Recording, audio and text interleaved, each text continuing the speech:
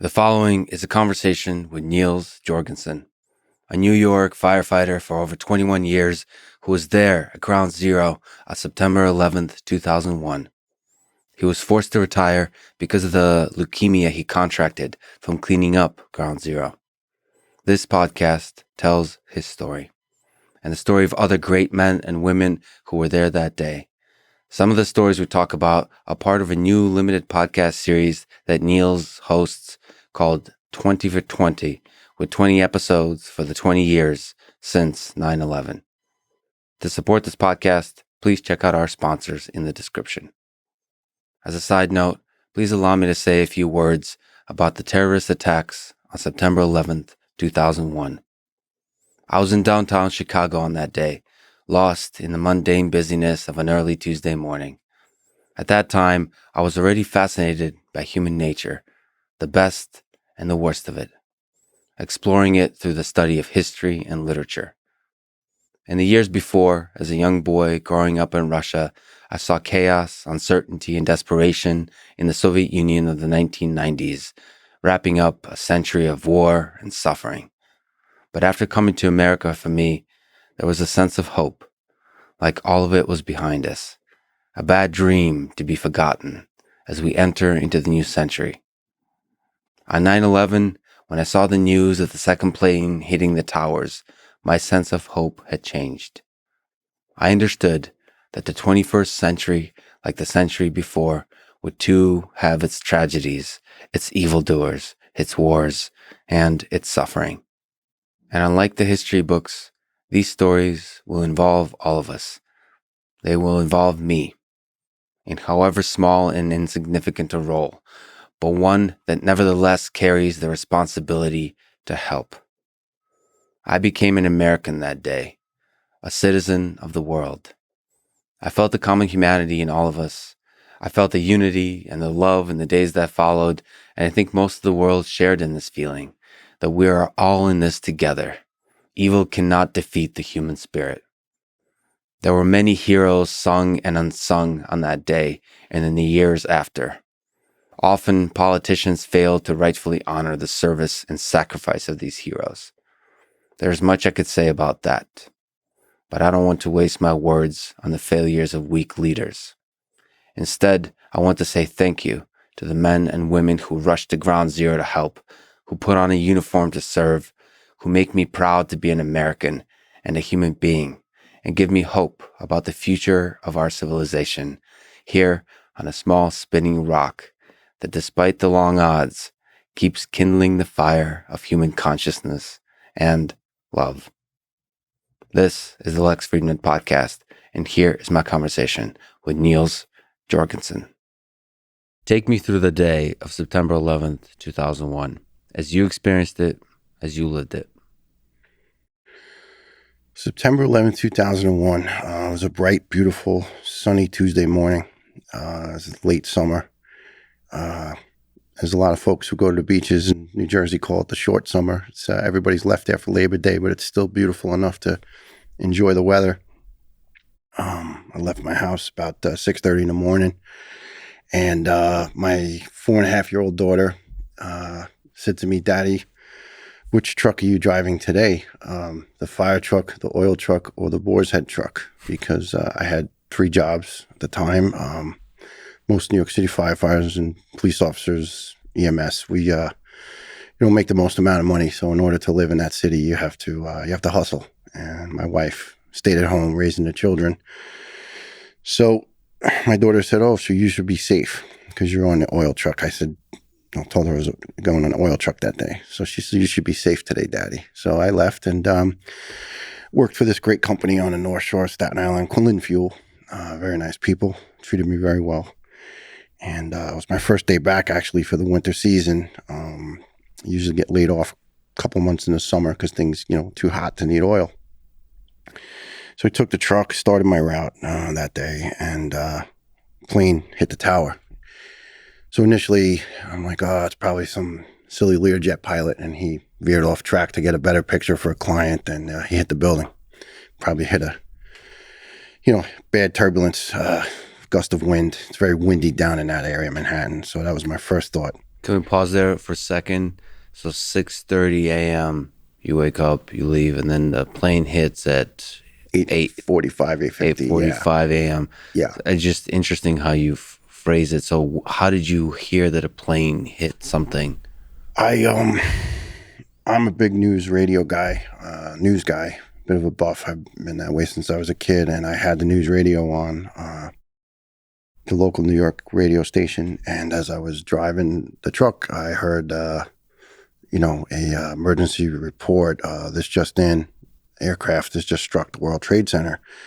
And where Quinlan's is located, it's on the north rim of Staten Island, which is right on New York Harbor. And you could see Statue of Liberty, mile or two away in your distance, and then past that is the towers.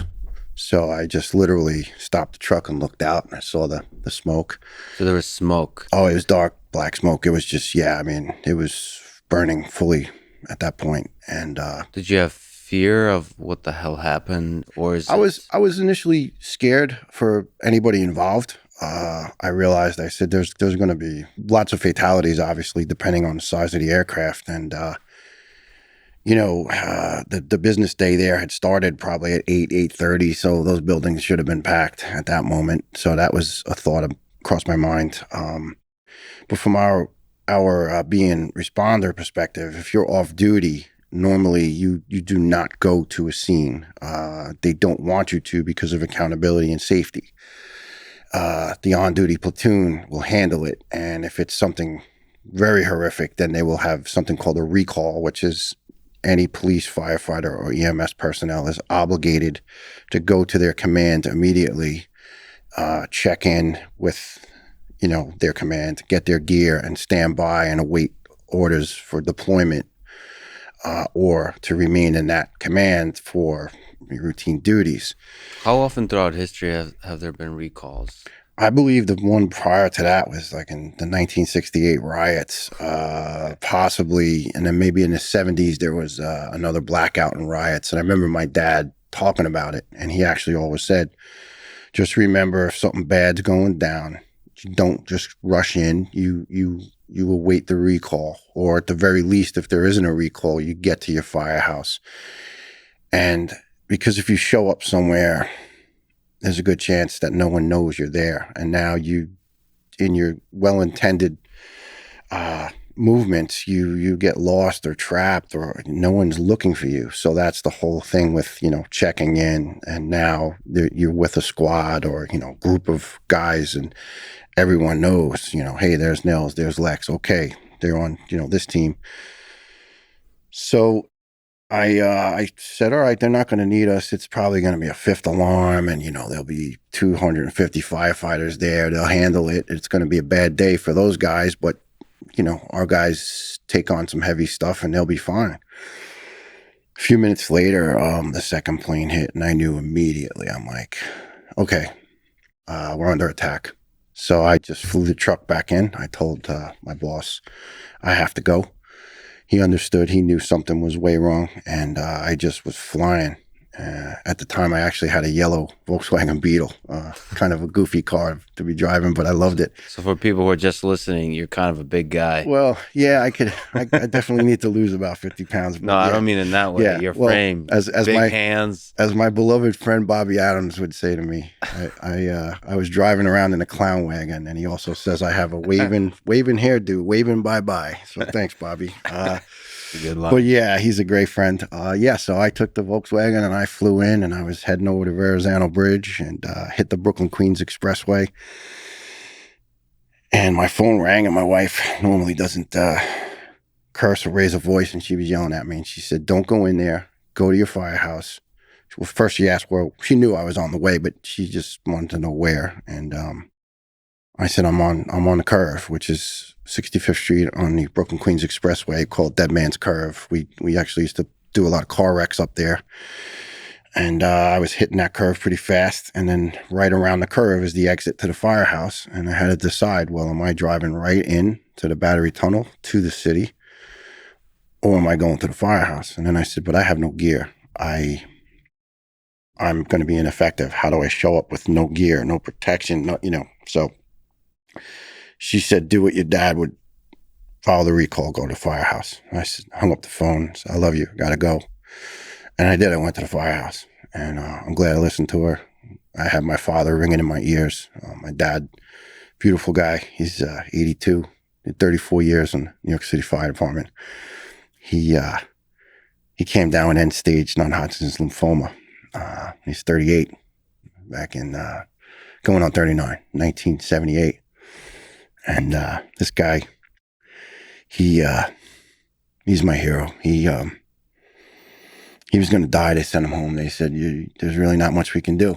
Go get your affairs in order. And he says, but doc, I have 3 young kids. And she called him a couple hours later. She said, I got in touch with Sloan Kettering, and they have a new drug. We want you to be a test pilot.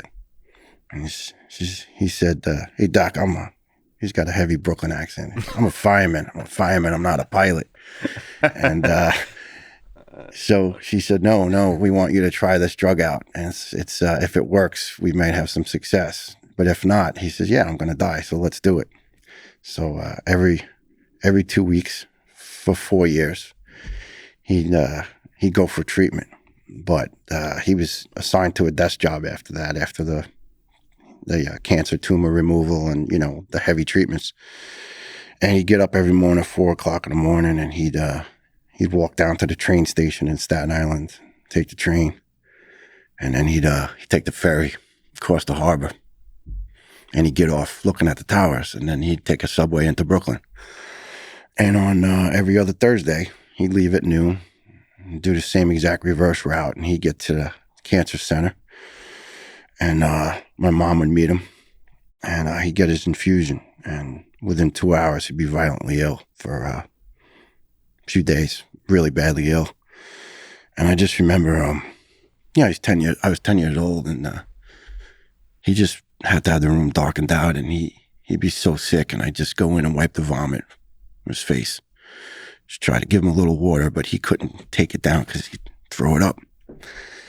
And maybe on Saturday, he'd start coming around a little bit, drink down a little bit of tea.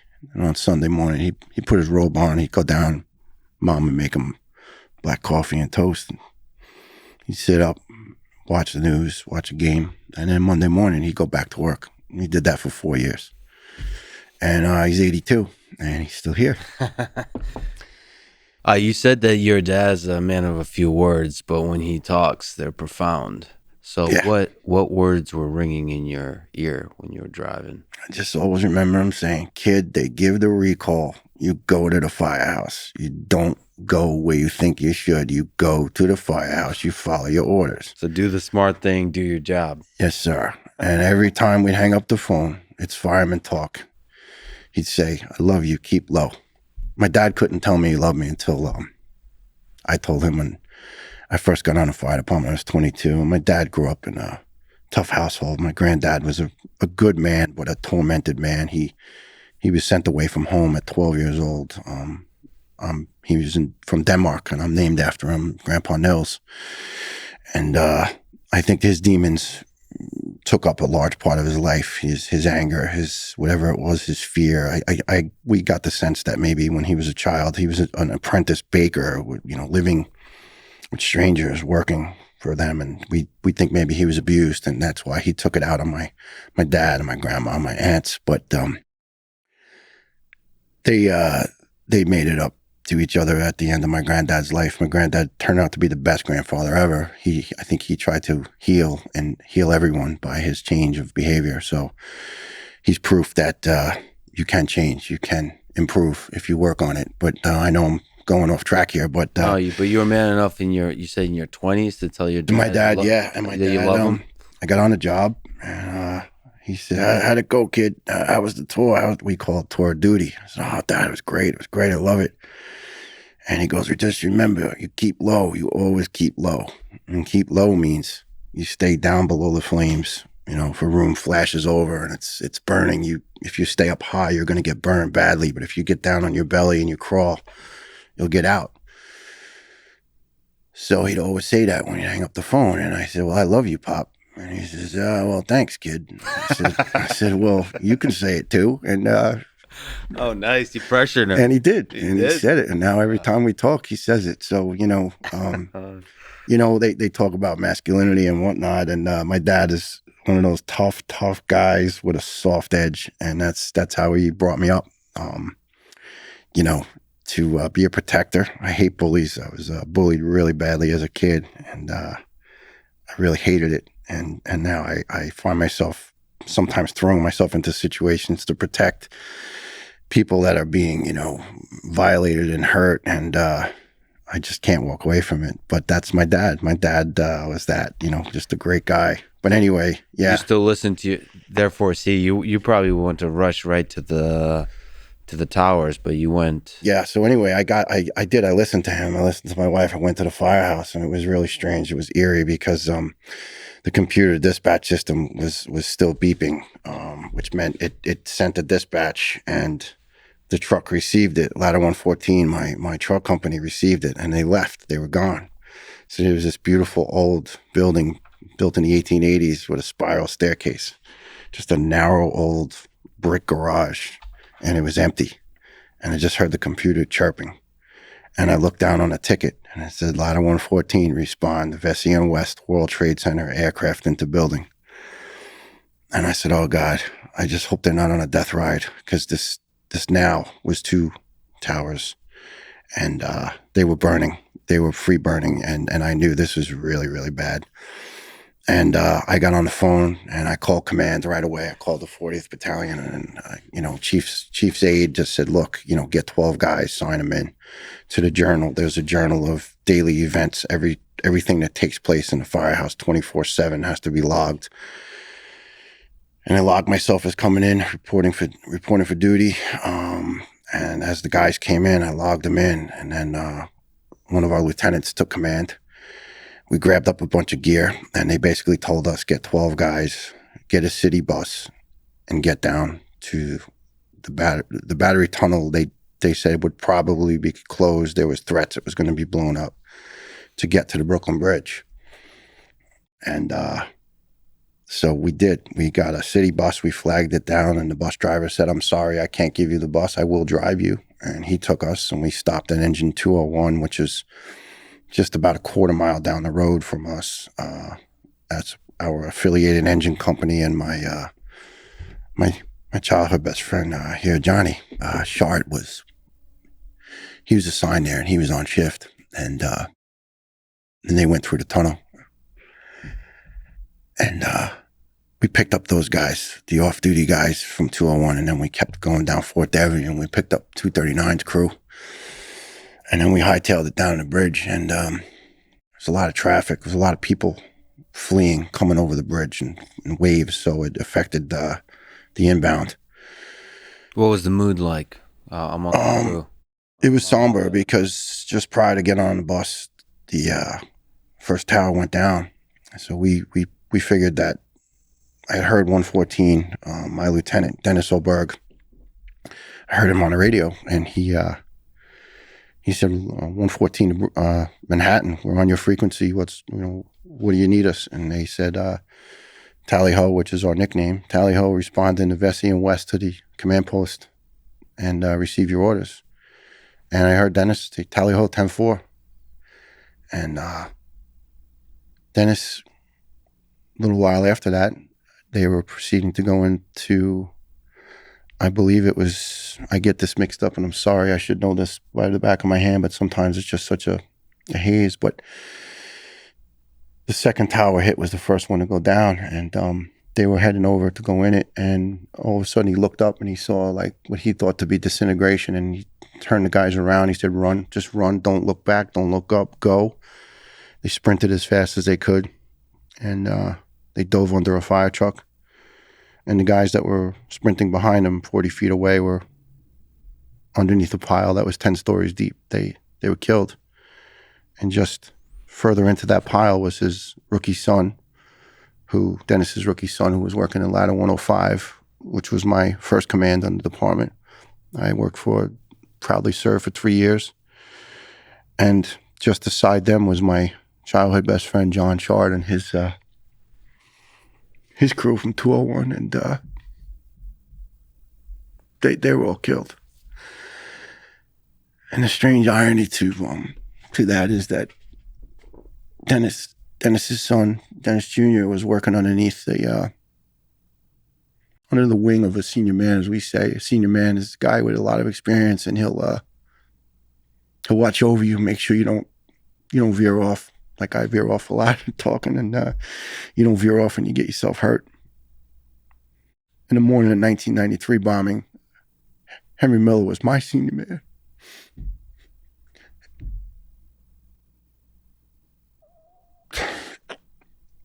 And I was the young guy under his wing.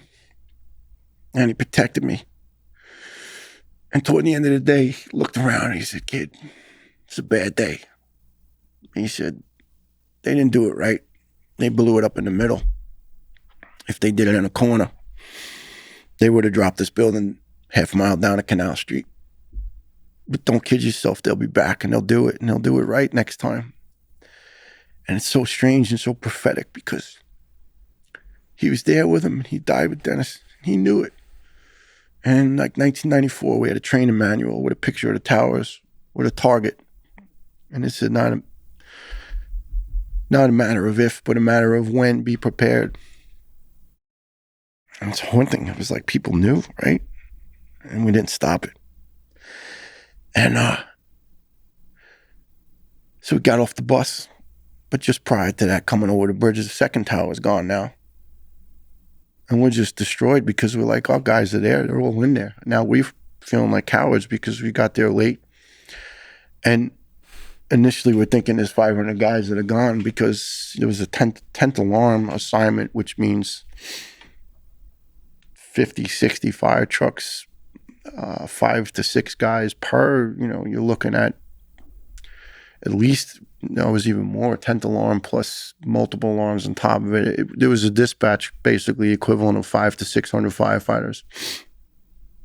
And we figured, they're all in there, they're all gone. All the police officers, Port Authority police, NYPD police, court officers just up the street from the courts, transit cops from the train tunnels, we knew everybody was going, and now they're gone.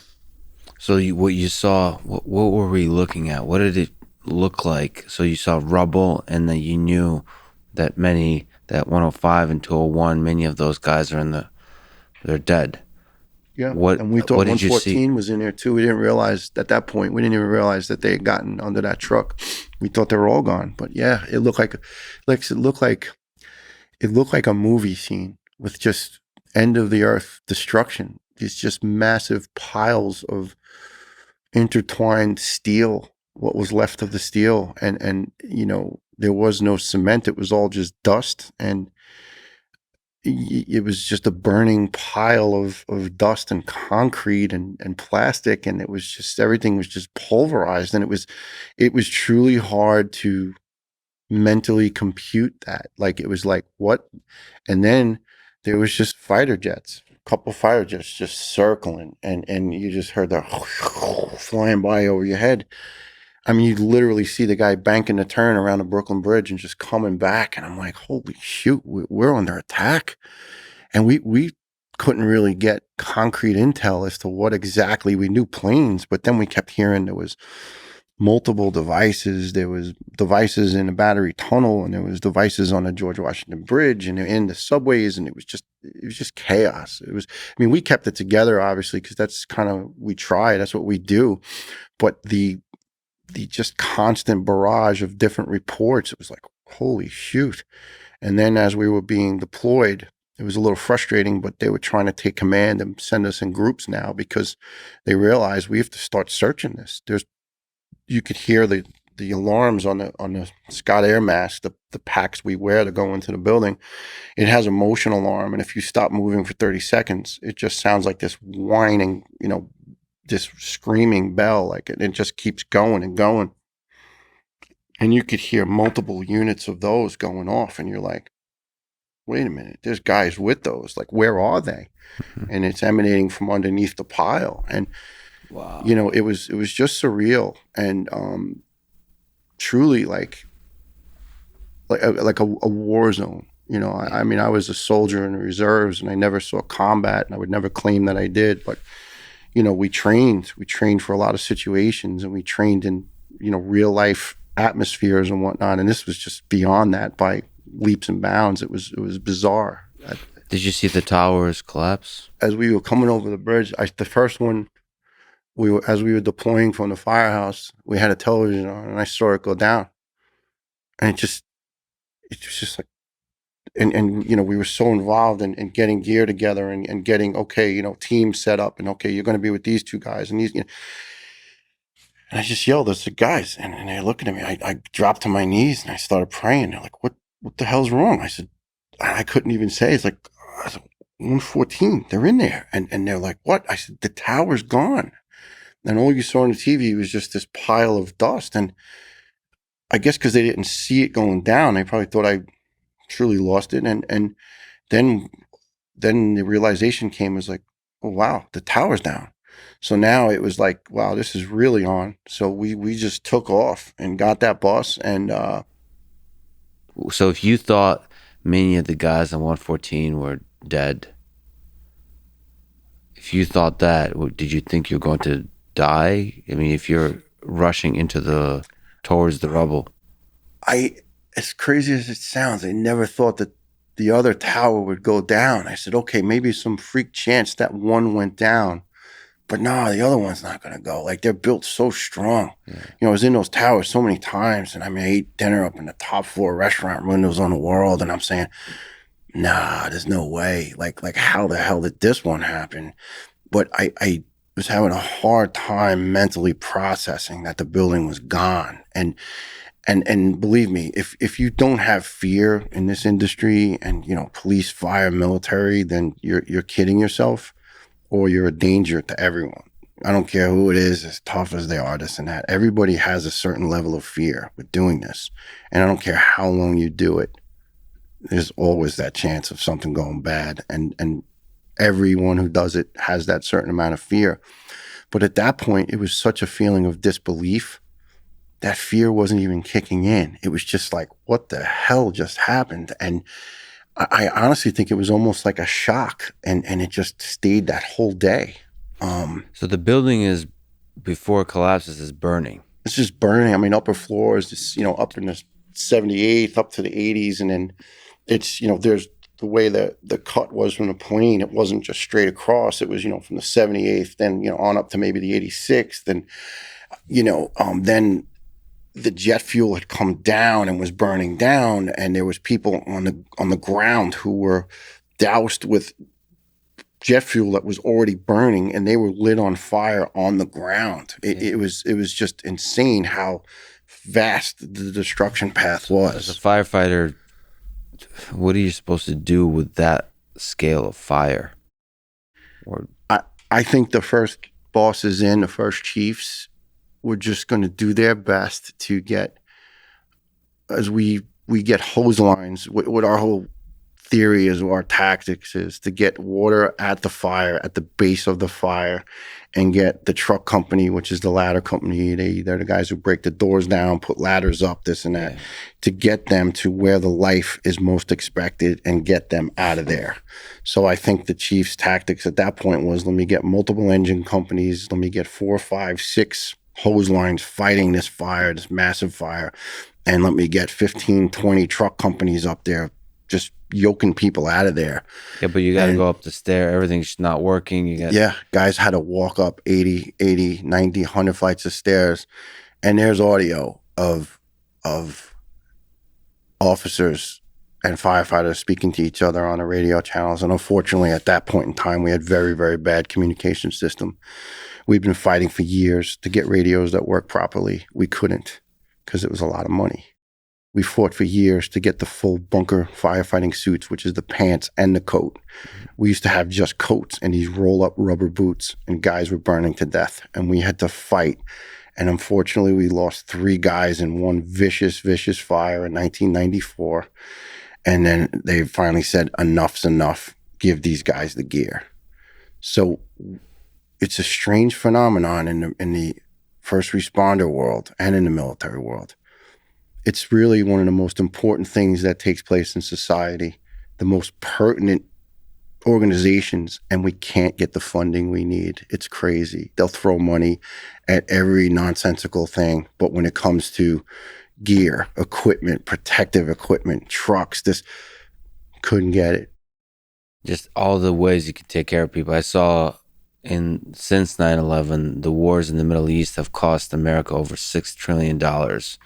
And the amount of that money that was spent on the soldiers, in this case, the first responders, is minimal, Compared to it, yeah. almost nothing. Lex, they closed down.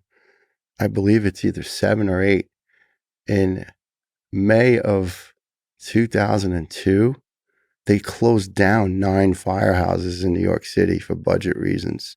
We hadn't even finished cleaning up the World Trade Center site, and they slashed the budget, and still to this day have not reopened those firehouses. There's 1 million more people now living in New York City than there were in 2001. And the fire protection is way less than it was. And it's a sin. It's really a sin. Can I ask you a difficult question? So there's this famous photograph of a falling man. So many people had to decide when they're above the fire or in the fire whether to jump out of the building or to burn to death. What do you make of that decision? What do you make of that situation? Those people who jumped, those were acts of sheer desperation. I've been in fires and just minor burned, but minor, in situation. But I've been trapped, caught somewhat, ended up in the burn center for some nothing serious at all. But I for those brief seconds, half a minute, was, thank God, if I didn't have my fire gear on, I would have been burned to a very, very horrible level. Those people were burning alive, and they had the choice of either to stay there and burn alive or to launch themselves. And some of them, I don't fault them, but they had a few folks, they won't show it anymore because they say, I don't know why, it offends some people, but they had a couple folks that took umbrellas and they took garbage bags because they thought that it would slow down their acceleration rate to the ground, and maybe, just maybe, they wouldn't be killed. And that's, to me, a true sense of desperation for humanity, to say, I'm going to die either way, but let me take my chance. And I don't know the exact number of those folks who did that, but our first member of the fire department killed, firefighter Daniel Cerf from Engine 216, was struck by a jumper. And one of my dear friends was ordered to help take him, and they knew he was passed away because he was hit by a flying missile. I mean, 120 miles an hour, body lands on you. Those two bodies are now crushed. And they were ordered to take that firefighter and bring him across the street to Engine 10, Ladder 10. It was literally a firehouse, less than 100 yards from the facade of the Trade Center, from the Trade Center complex. They were literally right there. And there was plane parts that went into that firehouse, landed into the front doors, onto the roof, but the building itself was not destroyed. So it was used as a mini command center for quite a while. So my friend was ordered to take Daniel's body in respect and bring it over to this firehouse and give it some semblance of dignity and lay it out on one of the bunks we have in the bunkhouse, and just cover it with a sheet and put a sign, please, firefighter killed, do not disturb, and then we'll get to him later, because obviously this operation is going to go on for days. And my friend, who's such a great, wonderful guy, is so still to this day filled with guilt, because if they weren't taking his body out with the respect and dignity that they did, it took a while because, it's a tough situation. His ladder company was coming over the bridge. There's a famous picture of ladder 118. You see this tractor trailer fire truck. It's the one where the guy in the back also drives. And it's a zoomed out shot, and you see the Brooklyn Bridge, and you see only the fire truck in the middle, and you see the 2 burning towers in the distance. Well, his engine company was just ahead of them on the bridge.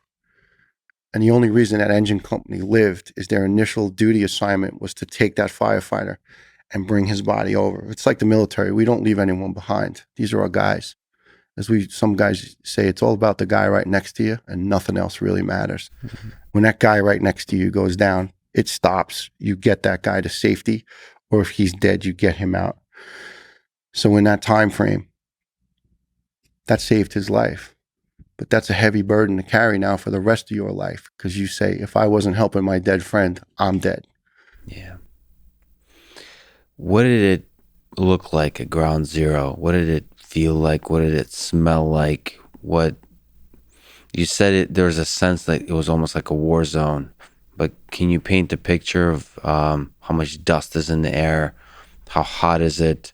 How many people are there? And again, how did it feel like? It was just, it was a scene of controlled chaos. Control because there was a semblance of command and we were just trying to do our jobs. But it was such a frantic pace because we're now digging frantically, knowing that there's life underneath this pile. And this is throughout the afternoon of that day, the evening. Yeah. I mean, this was nonstop. Just nonstop, really, for days. But for my particular crew, we literally kept going. We initially were dispatched over towards number 7, had just gone down, and we were searching the post office that was there. There was reports of people trapped. And we painstakingly searched every single inch of that building to make sure no one was left in there. And then we were deployed to the pile. And the pile is sort of ambiguous because there was just such a vast, vast pile. I mean, it went for city blocks. And we were assisting in the retrieval of 2 Port Authority police officers were lucky enough to survive, but they were trapped. They were deep down into a crevasse and they had to be physically dug out and extricated.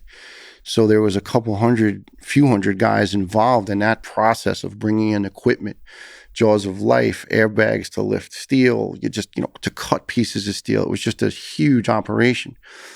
And we were back toward the logistics end of it, shuttling in gear and bringing in stretchers, bringing in oxygen, whatever was needed. And you were trying to climb over this jagged pile of debris. It wasn't like you just walked 100 feet on a street with something. You were trying to climb over this I-beam and then down into this hole and then back up that hole. I mean, just to run one piece of equipment took a half an hour to get 100 feet, 200 feet. Mind you, some of these pieces of equipment are 100 pounds. Generator for Hearst tools, this massive motor on a frame. Unstable ground. Just horrible conditions. Fires were still burning aside you, beneath you. And at one point, I kind of veered off to the side and I was with this other fireman from my father's old ladder company, 172. And it was strange because we were down quite a bit down, like 70 feet down into this ravine of debris. And he says, "Brother, what do you hear?" And at the time, it was like dust. It was like sand just falling down a pile, and it was hissing from gas pipes and water pipes. And I said, I hear the gas lines. I hear the sand. I hear the concrete. He goes, no. What else do you hear? And just aside of us was a lady's pocketbook and a high heel shoe and someone's sneaker, but nobody with it. And I said, I don't know. I don't hear anything. He says, me neither. He goes, no one's coming out of here. And I said, no, there's got to be someone coming out of here. I mean, there's thousands of people in here and they're coming out. He says, brother, we would hear them calling for help. They're gone. And I still at that point thought there was a chance. And after about the 4th day, they just said, this is a recovery now. There's no more life. There's no more chance. And on that first night, we went full tilt till my specific crew of 12, 15 guys, and 4 a.m, we just couldn't breathe anymore. We couldn't see. We were caked it was like if you took flour and just kept dousing yourself. And the lieutenant just said, look, guys, we're going to go back. We're going to get some medical aid and then we'll come back in a few hours. And we took a city bus back through the Battery Tunnel. And unbeknownst to us, that morning, this off-duty firefighter, Steven Siller from Squad Company 1, He raced down there with his pickup, and he couldn't go any further because the traffic was stopped up because they had a report of a bomb. So everything was held up. And he grabbed his fire gear and he put it on. Stuff weighs about 60 pounds. And he ran through the tunnel. 2.5 miles. Got to the end of the tunnel. Fire truck was coming in from the other way. He hopped on the back, got him up to West Street, jumped off, tried to look for his company where they were. And he was never seen again. He's Just gone. ran through the tunnel. Ran through the tunnel. And he got there to help his team, right? It's all about the team. It's all about the guy right next to you.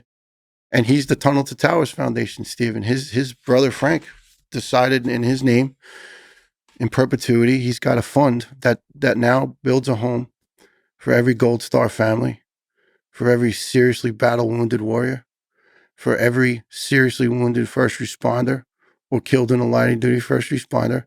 If they had a home, they'll pay the mortgage. If they didn't have a home, they give them a home. And especially if it's a severely battle-wounded, they give them a smart home because these poor guys come home with no limbs. And so the beauty of Stephen and his selfless act was that he's now helped thousands and thousands of people. I mean, the Tunnel to Towers is incredible. That's part of our mission is to bring awareness to these great people at Tunnel to Towers. What they do, they've raised $250 million to help protect the protectors, to rescue the rescuers in a what's become, unfortunately, a somewhat ungrateful society. But they will not forget these great guys. So you tell Stephen's story. He's one of the 20 people that you talk about in the new Iron Labs 20 for 20 podcast series. If you can just linger on his story a little longer, what does that tell you about the human spirit? That this guy, the tunnel couldn't drive through, so he just puts on that heavy pack and runs. What do you make of that? That shows the depth of a man's soul. He didn't have to do that. He could have turned around and went home to his family and nobody would have shamed him. But he's one of those beautiful, brave people that take a job that really doesn't pay a lot of money, and you become a cop or a firefighter or a nurse or an EMT or a medic or soldier or Marine, an airman, sailor. When you take these jobs, you don't do it for fanfare. You definitely don't do it for money. I mean, those 13 brave souls we lost, a week or two ago in Afghanistan, they're brand new soldiers and Marines. They make $22,000 an hour, but they don't work 40 hours a week. They work 80, they work 90 hours a week. So they're making about $6 an hour. And you know what? They sign up.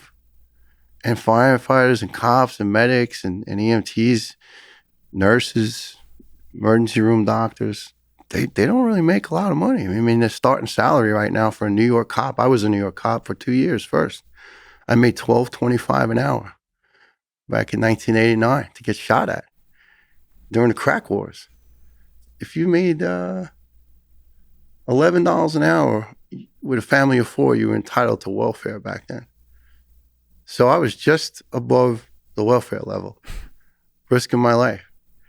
And these are the guys that are getting ripped up now, right? And look, I won't get into any politics, but that says something about someone's soul, that they're willing to take a job like that and get zero respect.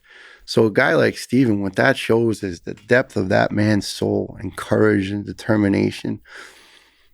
It's hard to be selfless in this world anymore, but I still know a lot of selfless people that just put on equipment every day, bulletproof vests, fire bunker gear, stethoscopes, flak jackets, military helmets, and they go in and they do it smiling.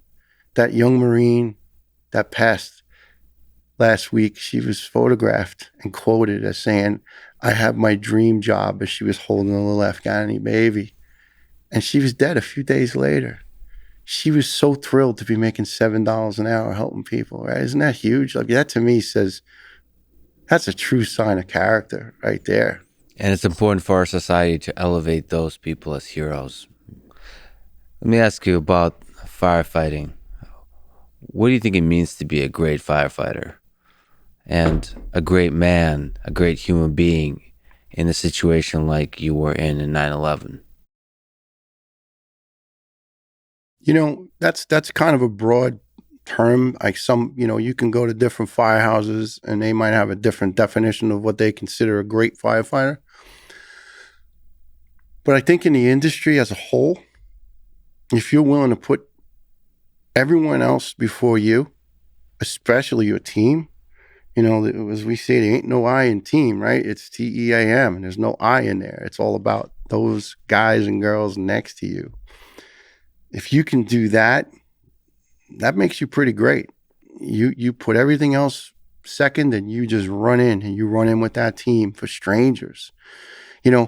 I've had the honor of, I spent almost 25 years of my adult life serving humanity, my country, my former city. And the people I worked with were giants. And I don't mean that in height, but I mean that in spirit and in soul. I saw some of the most heroic, selfless acts. And then I saw some of the behind the scenes that were so impressive. We'd go to a fire around Christmas and the family would lose everything. And even when I was a cop, same thing. You come back either to the police precinct or the firehouse or the EMS station. And someone would put together a collection and say, hey guys, hey Lex, $50 a man. The Smiths down the street just lost everything. We're going to go get some presents for the kids and some turkeys. And not one of those guys questioned that. And they were making $12, $25 an hour, and they still came up with $50 for that family. But see, that's the stuff the press won't show you, right? They don't want to show that humanity, that soft edge. See, when you're a warrior, you need to have this rough shield, this rough exterior, because if you don't, you die. But a true great firefighter or responder or cop or military personnel, they have that rough exterior with that soft underbelly, like I that, see it. that heart, right? It's there. And that's, to me, the true great ones. Yeah. Some of them, they just have a hard time doing that. There's no shame in showing your soft side, Well, you got your dad to say I love you back. No, that right. That was huge, man. Impressive. That took me 22 years, Lex. So you were a firefighter for 21, almost 22 years. Yeah. Why did you become a firefighter? Oh, my dad. I was 5 years old and I went to his firehouse, and then there was these, at the time they looked like giants to me with mustaches, and they, and the truck smelled like smoke, and the gear smelled like smoke, and the tires and the diesel fuel, and I was like, this is what I'm gonna do. And then they bring you in the kitchen and they stuff you with ice cream and cake and everything, and then I go home to my mom, shaking with a sugar cone, and she's mad at my dad. But yeah, it was just, I was like, I gotta do this. It was like they were like a baseball team in a garage with a truck and these big tools and big coats and helmets, and they were just laughing and having fun. And I'm like, yeah, man, I'm doing this. And I knew. I was obsessed with it. I was so pissed. The fireman's test came out when I was 14 and I couldn't take it. You had to be 18. And it was done. The test was graded and whatever. So my dad, now there's a copy circulating because it's old now. And he goes, hey, this is what you're in for. And I took it, and I did it like it was real, and I got a 99, and I was so pissed. I said, I want to get hired. He goes, you can't, you're 14. I'm like, but I just wanted to do it so bad. And I just wanted to help people. I just wanted to be like my dad, like he'd come home smiling, as tired as he was, and he fought fires in the 60s and 70s when the city was burning, and he's still as exhausted as he was, he'd still be smiling. I wanted to smile at work, and I got paid to laugh and joke. I got paid to cry sometimes, but man, we laughed a lot. It was the chop breaking it's just unending, and it's great. If you don't mind, can you tell me, you were really kind enough to give me one of these shirts with 114. Can you tell me the story of 114, of Tally-Ho? I wear proudly. I served 8 years in that command, and I didn't finish my career there. I passed the lieutenant's test, and once you do, you have to leave. The story behind Tally Ho is back in World War II, there was this gentleman named Bad Jack Carroll, and Jack was an airborne ranger. And my father-in-law was also on the department, and he knew Jack. And Jack came home. Jack jumped Normandy and stormed up through the Battle of the Bulge in Bastogne. And he came back, greatest generation as they all did, and they got jobs. They went right to work, and they were treated better back then, vets, right? And he got on the New York City Fire Department, and he got assigned to Ladder 114. And they first got radios back then. And when Jack, he would drive the truck.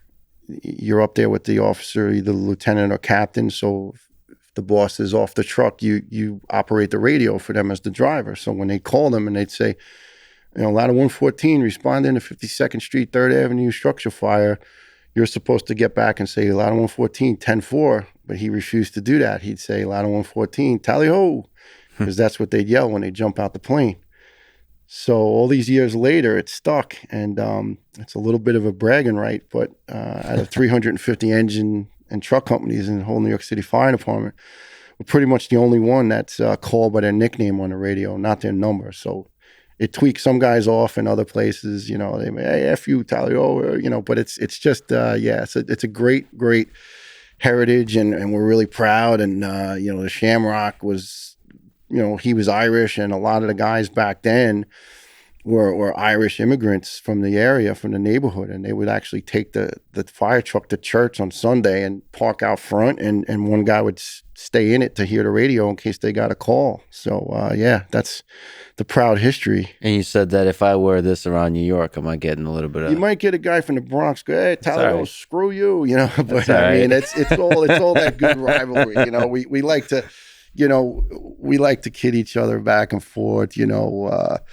guys from Manhattan will say, yeah, you guys in Brooklyn, yeah, short buildings, tall stories. And we're like, yeah, but you guys in Manhattan, tall buildings, no stories. It's just all that, it's all that jocular ball breaking. It's good stuff, Let me ask a difficult question. If we just step back on the events of 9/11, on the side of the people that flew into the towers, what do you take away from that day about the nature, about human nature, about good and evil?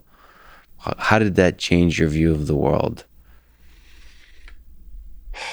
I witnessed evil firsthand. I remember later on, well into that night, when we were trying to help get those police officers out, I remember looking up at the building, Century 21, the store runs along the east side of the towers, and it was still there. And, the debris had come down right almost to the edge. Century 21 is this old storied department store in New York City.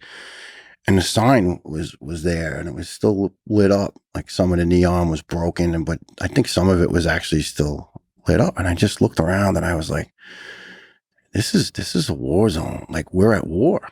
And we knew we were attacked. We heard the fighter planes, and back then it wasn't the extensive communication network. And we had cell phones, but they were the old school flip phones, and there was no news on them. And so, plus we didn't have a signal down there anyway. I couldn't reach my family for like 12, 13 hours. And my dad had deployed down to the ferry terminal to retrieve bodies. He was retired, but he still went. And they deployed him to go be basically the morgue transport guys. They expected to be sending hundreds and thousands of bodies across on the ferry. And they set up these tractor trailers as a mobile morgue. And that never happened because there were no bodies to take. They were all buried. So I saw evil firsthand. I don't know how someone can inflict such revenge or a vengeful act in the name of anything, in the name of a religion, in the name of a cause, in the name, like, what the hell, Were you ever able to make sense of that? Why men are able to commit such acts of terror in the days and the years after? No, Lex, I haven't. My mom's from Ireland, and I still have a lot of family there, and my great uncles, one of them was dragged out and shot. No, he lived, but just based on a rumor that he was in the IRA. And I wasn't happy to see what happened to my mom's people, because they were victimized and brutalized by England at that time. But blowing up bombs and killing innocents in the name of that, it doesn't make it right. I couldn't justify something like that. I can see, I was a cop, I was a soldier, and you never want to take life in those jobs, but sometimes you have to. But you don't do it with a vengeance. You don't do it with a thirst. You do it because it's necessary for survival.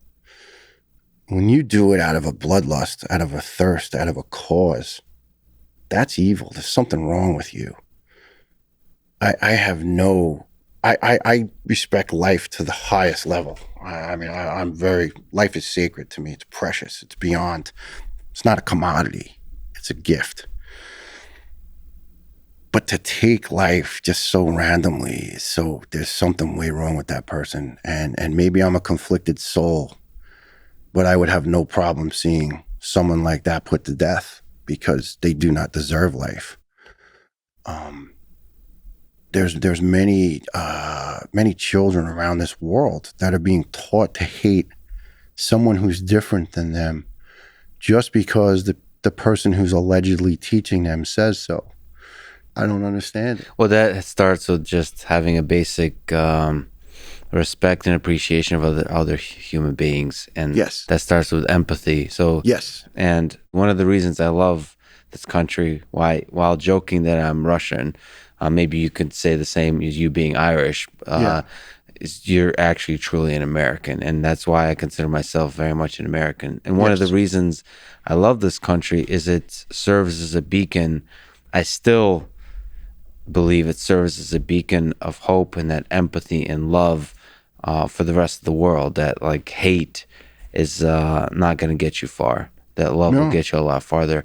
And I still think, sometimes it's easy to see the press, mainstream media, you could see social networks, because you can make so much money on division. Sometimes because it makes so much money, it's easy to think like we're really divided. I honestly don't think we are. That's just like Oh, I the very agree. surface level thing that we see on Lex, Twitter and so on. it's that you're 100% right. There's people out there that are maximizing off this whole division, right? They want us divided. They want people angry because it sells. A lot of these people that are in charge of certain organizations, well, they all seem to have nice cars and nice houses and nice vacations. And they're constantly trying to convince everybody that we hate each other. Yeah. To me, I'll use a fireman analogy, right? It's like a little campfire. And if you just let the embers flutter, they'll go out. But if you take a little cup of gasoline with those embers, it'll blow right up in your face. And that's what a lot of these politicians and a lot of these media folks are doing, because there's something in it for them. And I think it's possible to defeat them with great leaders, with great spokespeople, with great human beings having a voice. One of the powerful things with the internet is more and more people have a voice. And I ultimately believe, certainly in America, but in the world, the good people outnumber the assholes. Oh, I agree. And there's days when I think the assholes are overrunning us. But you know what? I think what the downfall of the world is ego and arrogance, and people that think they're better than that other guy. My parents raised me, to be this way. My mom is such a sweet, gentle soul. She's an immigrant. She came here at 16 years old. She helps everybody but herself, right? She's just one of those people. She's sick. She's got Parkinson's. You'd never know it. And she's still flying around her condo complex helping everybody, because that's what she does. She loves to help people. But she's been in their shoes. She's been poor. She's sick. Her husband was sick. She's had all sorts of suffering and loss in her life. My granddad died when my mom was 10, and she was one of 10 children that survived out of 14. She knows hard times, but she so appreciates the good times and the goodness of this country. fire department and the police department and military, it taught me a lot about empathy and trying to really feel for someone and put yourself in their situation. I remember years back, I was much younger fireman. I probably 5 years on the job. And I was sent down to the next firehouse over to fill in. You know, we would get sent around randomly when they needed an extra guy. And someone came banging on the firehouse door. And in the tenement apartment next door, they said there was an older woman that was unconscious. So we dispatched ourselves and we ran over with the medical kit. And it was an elderly woman laying there on the bed, and she was obviously not breathing. She was obviously in cardiac arrest, and an older gentleman that was holding her hand, just inconsolably crying. And it turned out it was her husband, and they were married for 65 years. And normally we would just respectfully ask the family members to just step aside and let us do our work. And I realized that he wouldn't leave her side. So I kind of gave the crew a wink, and they were doing CPR and what they had to. And I just let him keep holding her hand. And I said, sir, if you could you just come over just a little bit so we can work? And I held his hand as he held hers. And I said, sir, I said, do you have faith? And he did. And I said, would you like to pray with me for your wife? And he said, I would like to. So we said the Lord's Prayer, and I just asked God to protect her and bless her. And I think he realized that she didn't have a chance, but we still gave her that chance, and we got her in the ambulance. And maybe it was wrong to try to make it look like we could save her, but you can't really not try. But the one beautiful moment was he thanked me, and he was almost okay with it at that point. Like, he wasn't as upset. He wasn't as distraught, because I tried to just humanize that situation of what we were trying to do. We were trying to do our best, but we also tried to be compassionate to his sadness. And I walked away just feeling so good, even though it was a tragic situation and she did pass, that, he came by to, thank us days later. And it's just heartbreaking. But, it's just happens many, many times throughout the country every day. People get that opportunity as a responder to be that last bridge to the family and the loved one. And you only get that opportunity once sometimes, and you really have to me, it's like your moment to shine. You could just be very, very dismissive and very rude, or you could be compassionate and just show, hey, I have a mom, I have a grandma, I have, and just in your mind pretend that that's who you're working on and that's who you're with. So that moment of compassion, that moment of empathy, even if it's brief, can be the thing that saves the person from suffering, make the difference between suffering and overcoming in the face of tragedy. So, yes, like I felt that, even though obviously his loss was still huge, it just made it a little more bearable, and tried to just take his grief down to a lower level. And it made me feel really good about doing it. That's a powerful way to see the job of a first responder. Of course, you have to deal with certain aspects of the tragedy, but it's to provide somebody with that moment of compassion.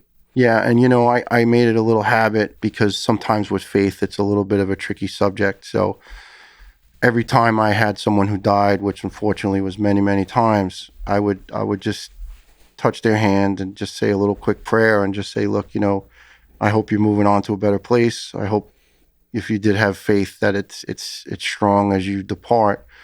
And if you didn't have faith, I hope maybe at your last moment that you found some, and you just found some closure. So that was just my little ritual. I think I just, I felt it was important that person, even though they were a stranger, just had someone there. It's just sort of hoping for the best for them in their last moments. You mentioned cancer. You had a rare leukemia due to all the work that you did at Ground Zero. Can you maybe talk to the experience of just breathing through those days and what that was like, being unable to breathe, being overwhelmed by all of the dust in the air? Yes. The first day, especially, we didn't have equipment. We ran, we didn't have breathing apparatus, and then we were handed little 69-cent hardware store dust masks. Those little thin paint masks that would just get sweated up and fit, stick into your face within 30 seconds. So they were useless. And what you wound up feeling like was that you swallowed a box of razor blades because there was glass and there was cement and it was just so caustic. And I remember that night, when we went back just to get some medical relief for the few hours, we were walking up the hill to the firehouse because they dropped us off like a block away down at Engine 201's and quarters. And one of the older firemen, as we're walking up the block, we're all struggling. We're all having a hard time breathing. And I felt like I was dying, literally. It was pretty bad. And just remember the one guy going, "Now we're all dead." And I said, no, we made it. We made it. He goes, "No, you don't get it, kid." He said, "We just breathed in poison after poison for hours. And then that went into days and then went into months." He says, "We're all dead, man. This is going to take us all." And I thought he was crazy. And then now years later, like starting in 03, 04, guys just started coming down with these really rare and advanced cancers. And then it just stopped being a coincidence with the number of guys, and they were young. Just one of the first guys, John McNamara, he was 33 or 34, and he came down colon cancer, and it took him quickly in 2000. He was in 2005, and I kind of said to friends and family, I said, I feel like I'm running through a minefield, and I wonder when I'm going to step on my mine because everybody's going to get sick. And I wasn't feeling well from 2008 on. I couldn't put my finger on it, but I just wasn't right. And in 2011, I failed my medical. My bloods came back horrifically wrong, and they pulled me off the truck. But they strung me out for a month. The doctors in the fire department, one of them said my spleen was engorged because I was probably drinking myself to death, like, as he said, most of the guys did after 9/11, which was pretty wrong of him and stereotypical, just to stereotype and to categorize. And guy couldn't have cared less. He was so crude and nasty. And then my one doctor, who was my doctor on the outside, my blood pressure was 240 over 140. My spleen was about to rupture. She didn't even show up for my appointment. And I went down, I passed out. The paramedics responded. She got into an argument with a paramedic because for big ego, and basically telling him there wasn't really anything wrong. And he's looking at my paperwork going, "This guy's got leukemia." And he overrode her. He raced me out of there down to Brooklyn Methodist. And the doctor, the charge physician, the ER physician, he says, "You're not leaving." He goes, "You're in a bad way." And I said, "Well, what is it?" He said, I need four. He goes, I need a little while to figure it out. He goes, "But you probably have one of a few different types of leukemia." He said, "I'll drill into your hip, take your marrow and find out." And he said, "But in the meantime, we'll get the swelling on the spleen down, like some sort of rapid medicines and whatnot, because my spleen was about to rupture. I had no blood platelets left, which is your clotter. So I basically would have bled to death." And I found out from my team of doctors that I had about 48 hours to live. And that really set me off. I was infuriated because I was telling them for a long time that I was sick. And the doctors failed you. The few doctors in the beginning failed you. I felt very betrayed, and other guys had died. And I had it out with that one doctor. I basically told her she was fired from my case, and she's pretty politically in charge person, and I didn't care. I jeopardized my job for it because it was my life, and I got the sense that it didn't really matter to her. She didn't have any empathy, as you say. Yeah, well, exact. So why for her? Why for a few others? Was there not a special care, a special compassion for, first of all humans, but human beings in your position, especially a firefighter, a first responder? Lex, I think what it is in the department, their title is just to get us back to duty as quickly as possible when we are either injured or sick, because what happens then is your replacement is now on overtime. So you're out being paid on medical leave, but then they need to replace your spot, and then that costs more money. So I think it's just behooves them to get as many personnel back. And especially during the summertime, they look at it like, oh, maybe you want a few extra days off to, go to the beach. And this one doctor, he tipped his hand back as if like I was drinking an alcohol beverage. He says, hey, busy summer? Because I asked him to look at my spleen, which was sticking out of my abdomen like a football. And I said, excuse me, sir. I said, how dare you assume that I'm abusing alcohol? Because, alcohol abuse sometimes will present itself as the spleen is engorged and having an issue. So he automatically just assumed that was my situation. Wouldn't even give me an exam. And I was horrified. I was so angry. I mean, I wanted to punch this guy out. And I literally was screaming at him, and an executive officer came in to diffuse it and sent me to another doctor. And when I showed her my paperwork, she was horrified. She was like, what did he say? And she said, oh, okay, go to your regular doctor tomorrow, who was one of the department doctors. And it was just an indifference. It was like, I don't know. I was shocked at the lack of compassion. But you know what? That being said, I'm past it. Life moves on. The team of doctors I ended up with a Methodist, and my subsequent oncologist, Dr. Peter Mansell, world class, just incredible human being. My Dr. Pete is just, I love him. I love him like a friend, like a big brother, like a father, like my primary oncology care nurse, Mike Nunez, was just an incredible human being. And he knew I was frightened because I had to get 2.5 years of chemo compressed into 7 days, or I was dead. These massive bags of chemo that never stopped, and they burn the minute they went into your body. You felt like you were burning to death from the inside out. And when Mike came in to hook me up, he said, look, I have to wear a hazmat suit. This stuff is so caustic that if it drips, it'll burn whatever it touches. And I was like, but Mike, you're going to put that in my body. How the hell is it not going to kill me? He says, no, this is exactly what it's supposed to do. Trust me.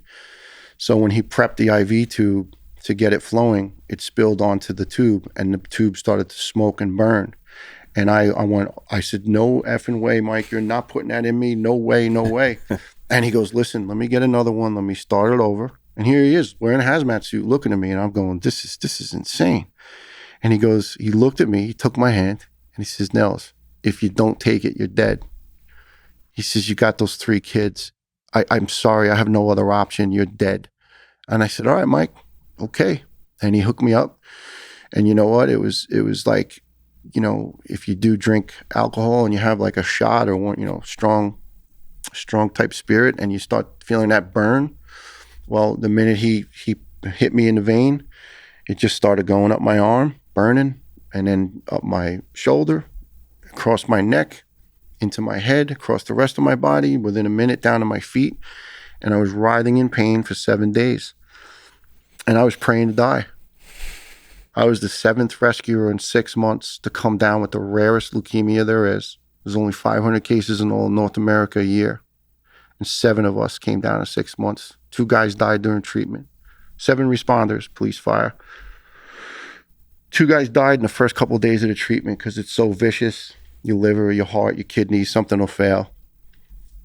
And I was praying, but I wanted to die. I was in so much pain. And I wouldn't take a painkiller because I know people with some issues, and I just didn't want to go there. And finally, on the last day, I gave in. I said, please, I can't do this anymore. I was literally like jumping out of my skin, and they gave me something. But it had burned out my mind. It burned out my body. I couldn't hear. I could barely see. It was vicious. But it worked. And my nurses especially, they were so dedicated and devoted. And I was not an easy patient because I was in a lot of pain. It was bad. And it drove my friends, my family crazy. It wasn't good. But on that first night, I had a quick vision of all these people that I loved that were dead, that died. And a lot of them in the trade center. And I saw Johnny. I saw friends I grew up with. The last one was my mother-in-law, who had passed 6 months before, and she was in a coma. She had a stroke. She had a horrible, horrible last 6 months of life, and it wasn't fair because she was so religious. She went to church every day, devout Catholic woman. And all of a sudden I see her and she's smiling, and we used to talk a lot. You know, it's the Irish thing, like the gift of gab. And she used to call me her boyfriend because we'd sit and talk for hours and talk about books and about movies and about food. And I loved her. She was my friend. And she'd say, you know, my boyfriend's here. And all of a sudden she's smiling and she goes, hi, my boyfriend. And I says, Nan, what are you doing? She goes, he's not ready. He doesn't want you. You got to go back. You got things to do. And I'm like, no, Nan, it hurts so much. Please take me. And she laughed. She goes, no, not yet. I'll see you. And she just faded away. And one of my doctors on my team, she had a problem with religion. And that's okay. I understand that, you know. I'm not a preacher. I have a faith, but I don't preach it. I don't push it. I just, you know, live and let live. So she sent in this shrink to see me. And I was messed up from the chemo, but I knew what I was seeing. I knew what I was saying. And he was a Jewish gentleman. He was a rabbi also in a synagogue. And I actually had responded in that district, and he knew 114 would run into Borough Park. Oh yeah, I see Tally Ho. They come down the street, you know. And he asked me to tell him the story, and I did. And he started laughing, and he scared me now. I said, Doc, am I really crazy? He said, no. He said, I believe you, my friend. He said, we share the same God. He goes, we work in the same corporation, but in different departments, right? And he says, you did see your mother-in-law. He says, your faith is that strong. He said, I've had many patients express the same sentiments. He said, so I want you to listen to her and fight and be strong. And he said, so what else do you want to talk about? I said, well, I don't know, Doc, am I that messed up? He goes, no. He goes, they're paying me for an hour. It only took 20 minutes. So we watched the Yankee game together, and that's hilarious, you know? But it was just, again, it showed the human condition. Here's these two men of two totally different faiths. And yet we shared that bond of faith. And he had empathy and he had sympathy. And he saw me and many other patients. So he just didn't assume. And he gave me a fair shake, and I will always be grateful to him for that. Through any of this, the pain you had to go through with the leukemia, but also the days of 9/11 and after, did your faith get challenged? You know, Lex, it was strange. It was times I was so angry. You know, there's that range of emotions: the anger, the denial, the depression, the this, the that. And this is the weirdest thing. It was mostly, I knew my career was over, and they retired me out of the job. That I got sick in August, and that October they told me I was out. And by the time I was processed and, you know, used up my leaves and whatever you want to say it was, I was officially retired in January of 2002, and it was less than 6 months.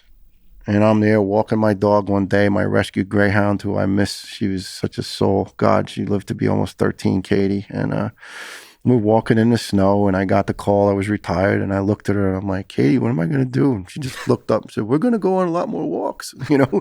And I was so sad. And I was so sad. I was so angry because I lost my priesthood. I loved helping people. I really, Lex, I would have done it for free. I would never tell Mayor Bloomberg that, right? He's all about the buck, right? But like, you know, honestly, I would have been a New York City fireman. I would have paid them to do it. Yeah. You know, and I wasn't allowed anymore. That's it. You have over 20 years and you have cancer. You know, back when my dad got sick, they'd let you hang around for 10, 12 years in an office, but not now. Now it's all about the bottom line. And, but I was more depressed about losing a job than almost losing my life. Like, as crazy as that sounds, you know, and it just, it was more than a job. I mean, it's a way of life. Man. It's also as your family, your father, you're carrying the torch of your father's.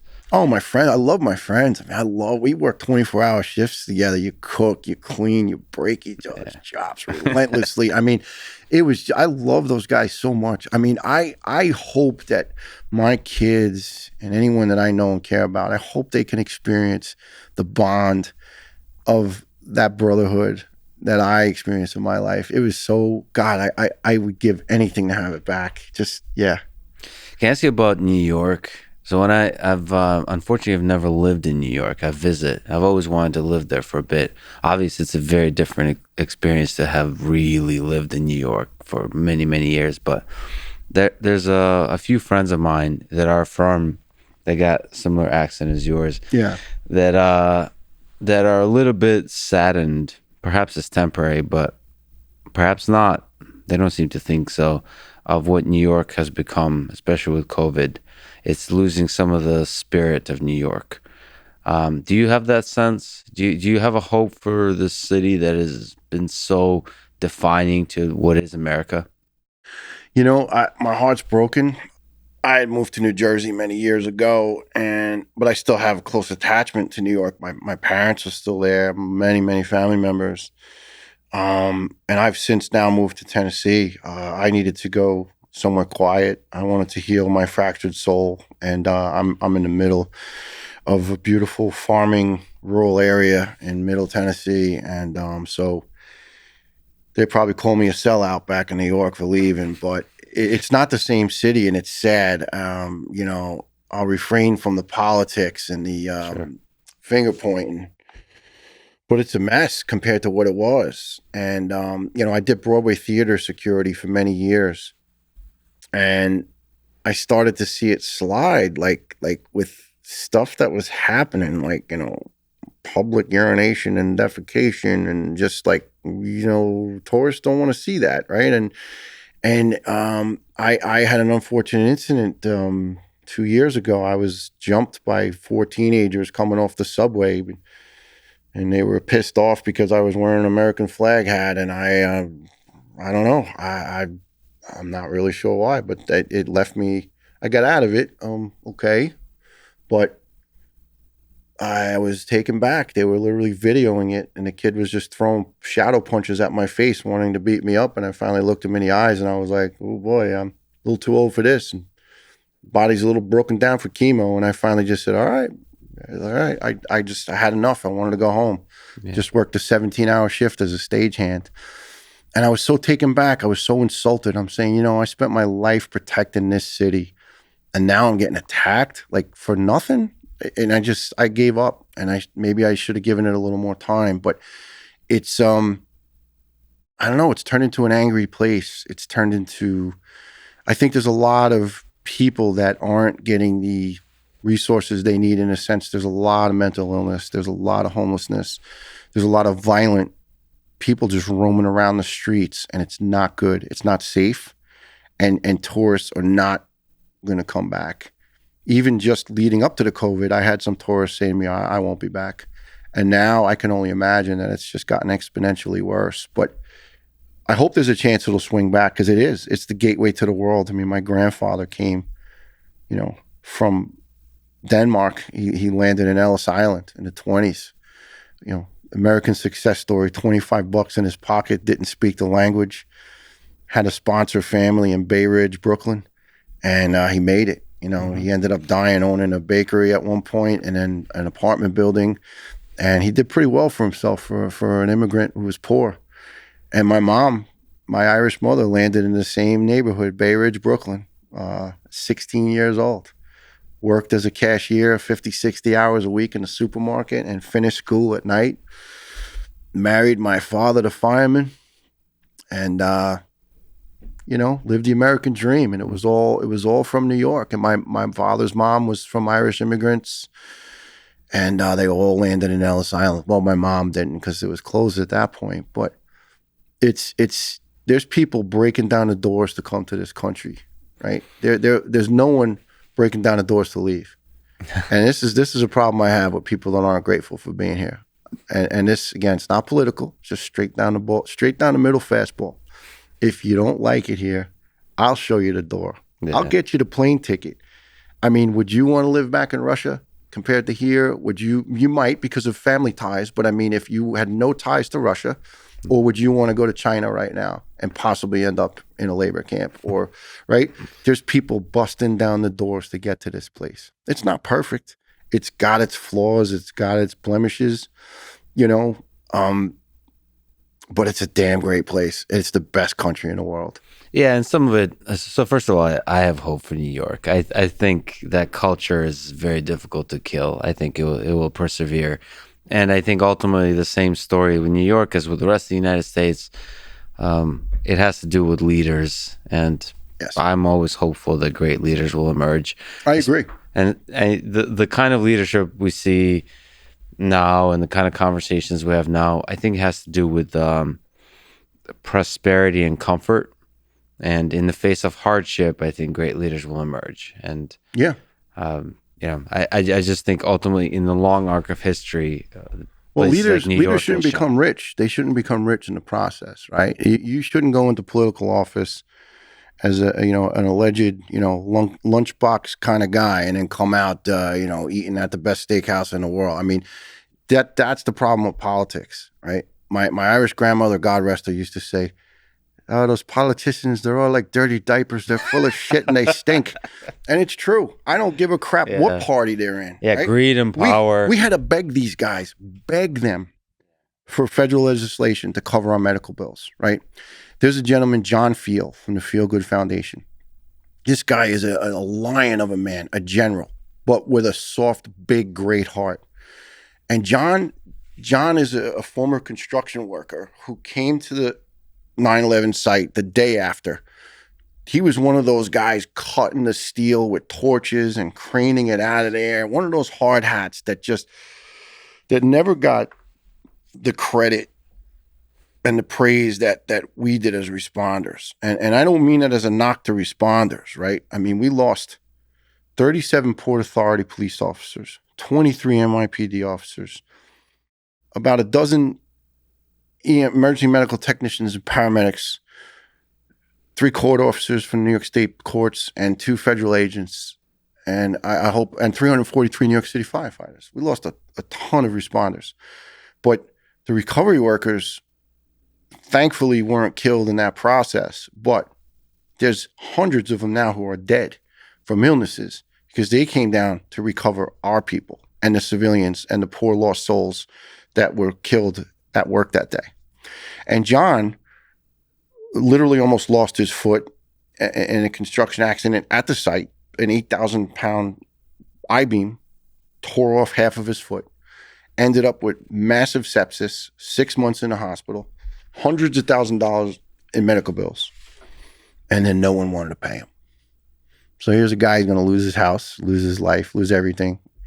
And now they'll never forget, it started quick, right? And he went on a mission, formed his Feel Good Foundation. His last name is Feal, F-E-A-L, Feel Good Foundation. And this man literally went to Washington, D.C. with his army, as he called it. And I was honored and blessed to be with him only a couple times. I wish I had dedicated some more time to it. And what it was with John is he set out on a mission to get, and initially what he did is he got funding to take care of responders who were in that limbo, who couldn't get their medical bills paid, who couldn't make their mortgages, who couldn't make their car payments, who couldn't make their child care payments. And John just took it upon his own to get donations and take care of you while you were suffering, right? I got a call when I got out of the hospital. "You okay? You need anything?" I said, "Who is this?" "It's John Feal." I said, "Aren't you that construction worker?" "Yeah." "You need anything?" "I'm pretty good right now." I said, "I appreciate it." Phone ring again a few weeks later. "Hey, John Feal, you need anything?" I'm like, this guy's incredible. But there's people who needed stuff, and he was getting it done. Yeah. And he, with his army, had to chase these politicians through the halls of Congress to get funding to cover the medical bills. I was getting sued for $125,000 for my month stay in the cancer ward. And I couldn't believe it. I said, "Well, wait a minute, I have insurance." They're like, "Oh, no, this is terrorism related. We don't cover that." So usually then workers' comp will cover your on-duty injury or illness. "Oh, no. Leukemia is not covered under that. We don't cover that." So then the ping pong game starts, and I'm literally have people showing up, taking pictures of my kids in front of the house. And I went and grabbed the guy one day by the collar. I said, "Who the hell are you?" "Sir, I'm a private investigator. We're putting a lien on this property due to a non-payment of a bill." I said, "Okay, I understand. Do your job. Let me bring my kids inside. Take all the pictures you want. Don't step on my front lawn." And I went in the house. I closed my room, my door in my room, and I cried. I said, I can't believe this. I spent my entire adult life trying to help people, give of myself, and I can't even get my medical bill paid. Well, John Feal got my medical bill paid. He finally got these politicians with his team, firefighter Ray Pfeiffer, who has since died, fought with terminal cancer for 9 years in a wheelchair. Literally at the end came out of hospice to go finalize getting us this coverage. Detective Luis Alvarez, who testified days before he died in front of Congress, and a bunch of other guys that were really, really sick. And we had to shame these people into signing on. And luckily we had Jon Stewart come on and literally just hound these guys and shame them and embarrass them.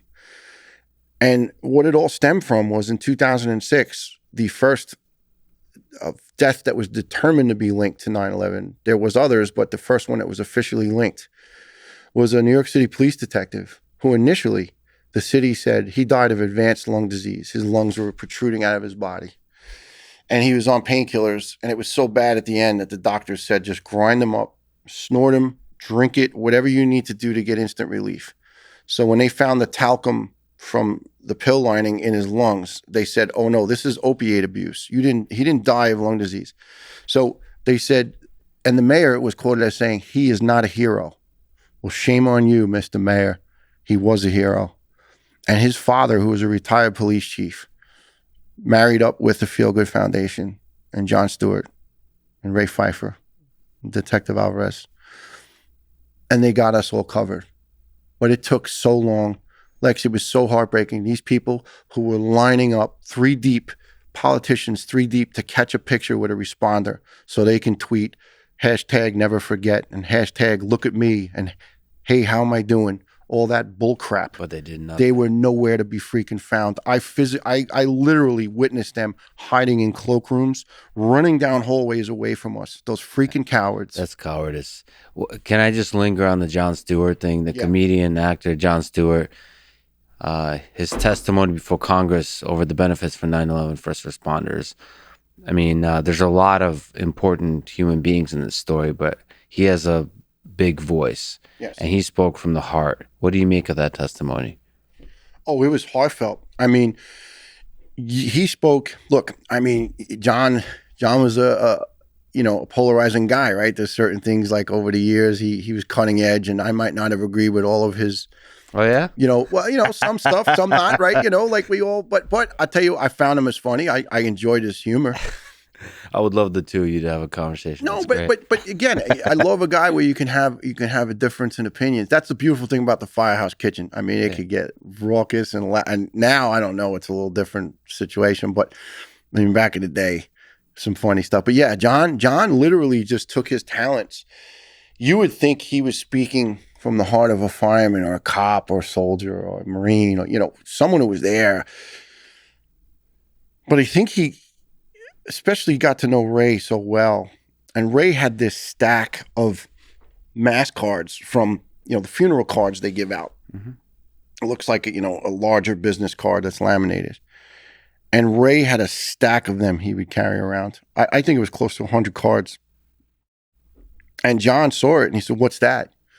He says, these are my cards. He said, for what? He says, for my brother's funerals. He was like, oh my God, you've been to that many funerals? He goes, yeah, this is just the ones I made. And John, I think, was just stunned. And John actually had that stack of cards after Ray passed and said, look at these. Look, there's going to be more of these cards. We have one guy a week or girl, one responder or recovery worker or someone who actually resided down there. There's more than one a week dying.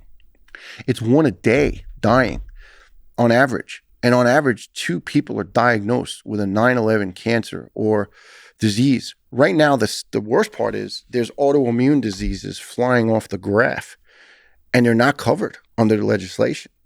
By the grace of God, my cancer is covered. If my cancer comes back, I mean, I'm in remission. It's technically incurable, but I've been blessed. I'm staying ahead of this stuff going on 10 years. But if it comes back with a vengeance tomorrow and takes me, at least my wife will get my pension and be able to live her life without fear. But my friends who are suffering from these advanced autoimmunes, their wives get nothing. Their pension dies with them. And we're hoping that John and his army can shame these politicians once again to have the kindness and decency to cover these autoimmunes. They're throwing a lot of money around at a lot of things lately, and this is one that they won't. And these are lives in the balance who really need it. And John had this strong line. They did their jobs, do yours. Talking to the politicians. Yeah. And it's a strong wake-up call that it's not about the Twitter or the social media or all that kind of stuff. You have a job to do, and you have to. It's that compassion implemented in form of money, of helping people. Oh yeah, that were there for you when you needed help. Well, we had a guy. I mean, I might get audited out of this one, but I hope not. But we had a congressman from out west. I won't say where, but he prided himself on saying he was a retired cop. Yeah. Busy cop, 22 years. Yeah. He said no on the legislation. I witnessed a cop who was dying get out of his wheelchair and said, "Hey, brother, I got $500,000 in medical bills and I'm a short timer. I got a few months to live. Who the F is going to pay him? Do the right thing. You say you're a cop. You show me you're a cop and you sign that paper." And the guy started tearing up, the congressman, and he signed it. But he had to be freaking shamed. And you know what he said?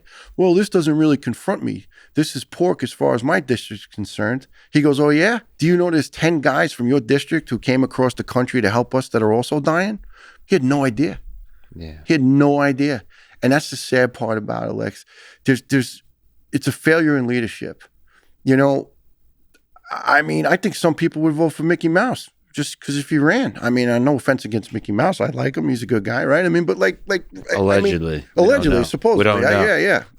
But seriously, I look at some of the leadership sometimes and go, "Yeesh, we're in trouble." And also you lose, I think the way government is structured is people who are senators or people who are in Congress, they start playing a game between each other and they lose track of the connection to the people, to basic humanity. Oh, so yeah. you forget, even when you think of yourself Yeah. as a cop, you forget what are like the cops and the other people servicing the community actually experiencing, all the troubles they're going through and how they can actually be helped, because you lose touch of that because you're not actually living, you're not talking to them, you're not living among them. And I mean, that's a natural part of the system, but I think that's why character and great leadership is important, is you say you leave the game of Congress and you go back to the people. I mean, that's what the country, it's like the George Washington ideal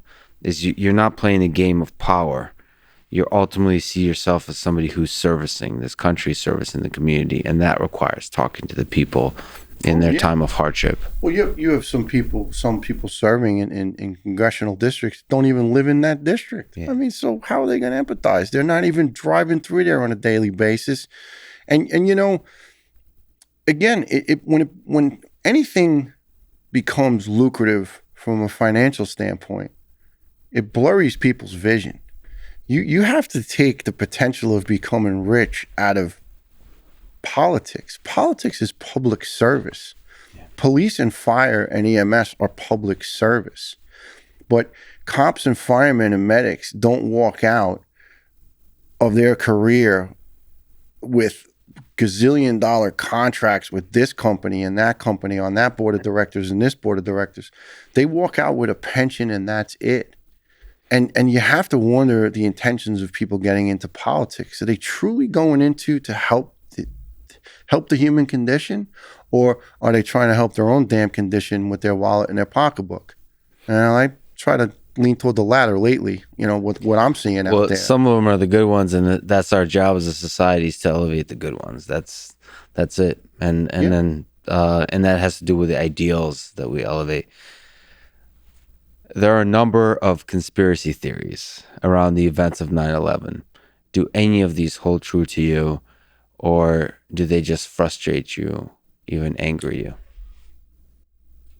I've been asked this by a few different people in my life. This is my take on it, right? You're a man of science and a man of education. So you Allegedly. but yes, but you're a very, very intelligent man. And what I believe took place is this: structural steel will fail at a sustained temperature of 1500 degrees Fahrenheit. And I don't know exactly how long that would have to be sustained, but that's the temp, right? Diesel fuel, kerosene-based jet fuel, which was the ignition there, burns at 2200 degrees Fahrenheit. So that continued burning of that diesel, that jet fuel, but kerosene-based, it's all kind of similar, exceeded the temperature needed for that steel in the structural members of the trade center to fail. In my heart of hearts, I would hate to ever think that somebody affiliated with our government with some sort of agenda would perpetrate that crime and that tragic just destruction of humanity and property for some other form of gain. Those planes rammed into those buildings at 450 miles an hour. They were loaded with thousands and thousands of gallons of jet fuel. Number 7 Trade Center had the backup for the emergency management system for the city. And there was an emergency generator in that complex, which had a 25,000 gallon tank of diesel fuel to continually run for weeks to keep the 911 system, the backup system, going in the case of a catastrophic event. Well, that tank in 7 heated up from the fire that was already going on from the aircraft debris coming into the building. So once that diesel became ignited in 7, now you had enough temperature to fail that steel in that building. So I would like to truly believe what I've learned from the minimal fire science knowledge I have from my career, that it was just a matter of it burned too long, it burned too hot, and it failed. I mean, if you look at the way it came down as it was designed to, in the God forbid event that it was to collapse. It came down pancaking upon itself. Mm-hmm.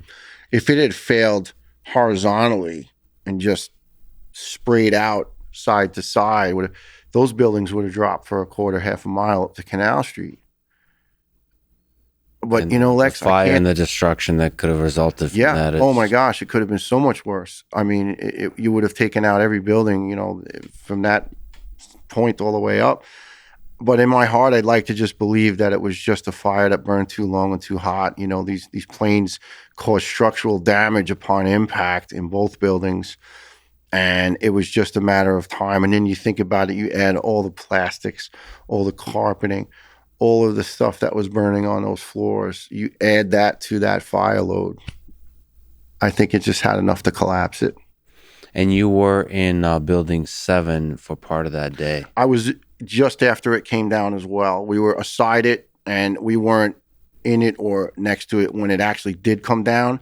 But moments after, we were there. And again, I would like to believe that it was just that fuel was going, and it just physics took its course, and it failed.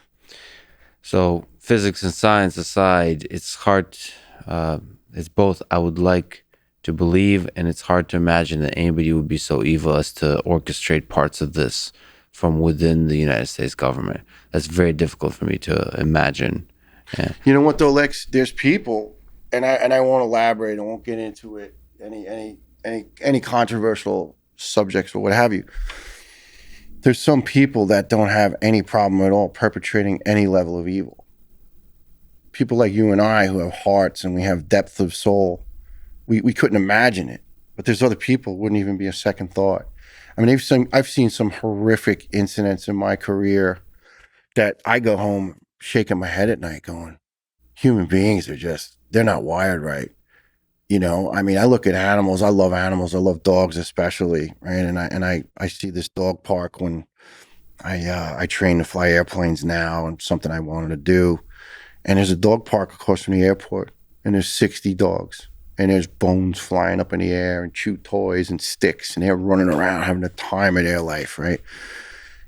And they're all getting along, and they're not hurting each other. They're not violating each other. They're not canceling each other. And I'm going, we really need to learn from these dogs, like, right? And like, I just, yeah. I mean, sometimes it sounds crazy, but I think they're better. They're a better species than people. Unless they're rabid, they don't hurt on purpose. They don't, they don't cut you off in traffic and throw you the middle finger. And, just they just don't do these acts of humanity that sometimes are so vicious. Why do you think these conspiracy theories, of which there's a lot, take hold? Why do you think so many people believe some version of different conspiracy theories around 9/11? Well, like many things in life, it leaves me a little conflicted. I have to say this. I am at the point now, I don't know who to believe anymore. So I could see that lending a hand to someone who's already a doubter going, oh, yeah, look, exactly. That's what they're doing, right? I mean, look at this whole virus. Like, who do you believe? Like, where did it come from? Like, and if you plant that seed, it's like that little campfire we were talking about earlier, right? You just toss a little gas into those embers. You got a fire now. I also think there's a lot of people with a hell of a lot of extra time on their hands, right? And they're really bored. And when the two are combined. Lex, yeah, man. Like, look, I was a 3-job Charlie, right? One guy used to say to me, anything but home. I go, no, I got deadlines, responsibilities. Like that's what it comes down to is like, I mean, look, we all have our hobbies and things we like and, little nuances. And that's what makes us special. We're unique. Every person is a unique being. But I also think some people just they want to cling to something. Like we all want to feel accepted and belong to something. So all of a sudden you group up with these people and you all believe this fervently, like, yeah, they did it. They took it down. It down. And now you start going, yeah. And I think what happens is when you're in company of people and you start telling each other the same thing often, you freaking believe it. Yeah. I mean, if you keep telling me I got a gray head of hair, I'm going to go, you know what, I do. But no, I don't. I mean, right? I got that waving bye-bye do. But like, but I think when you start hearing something often, you start believing it.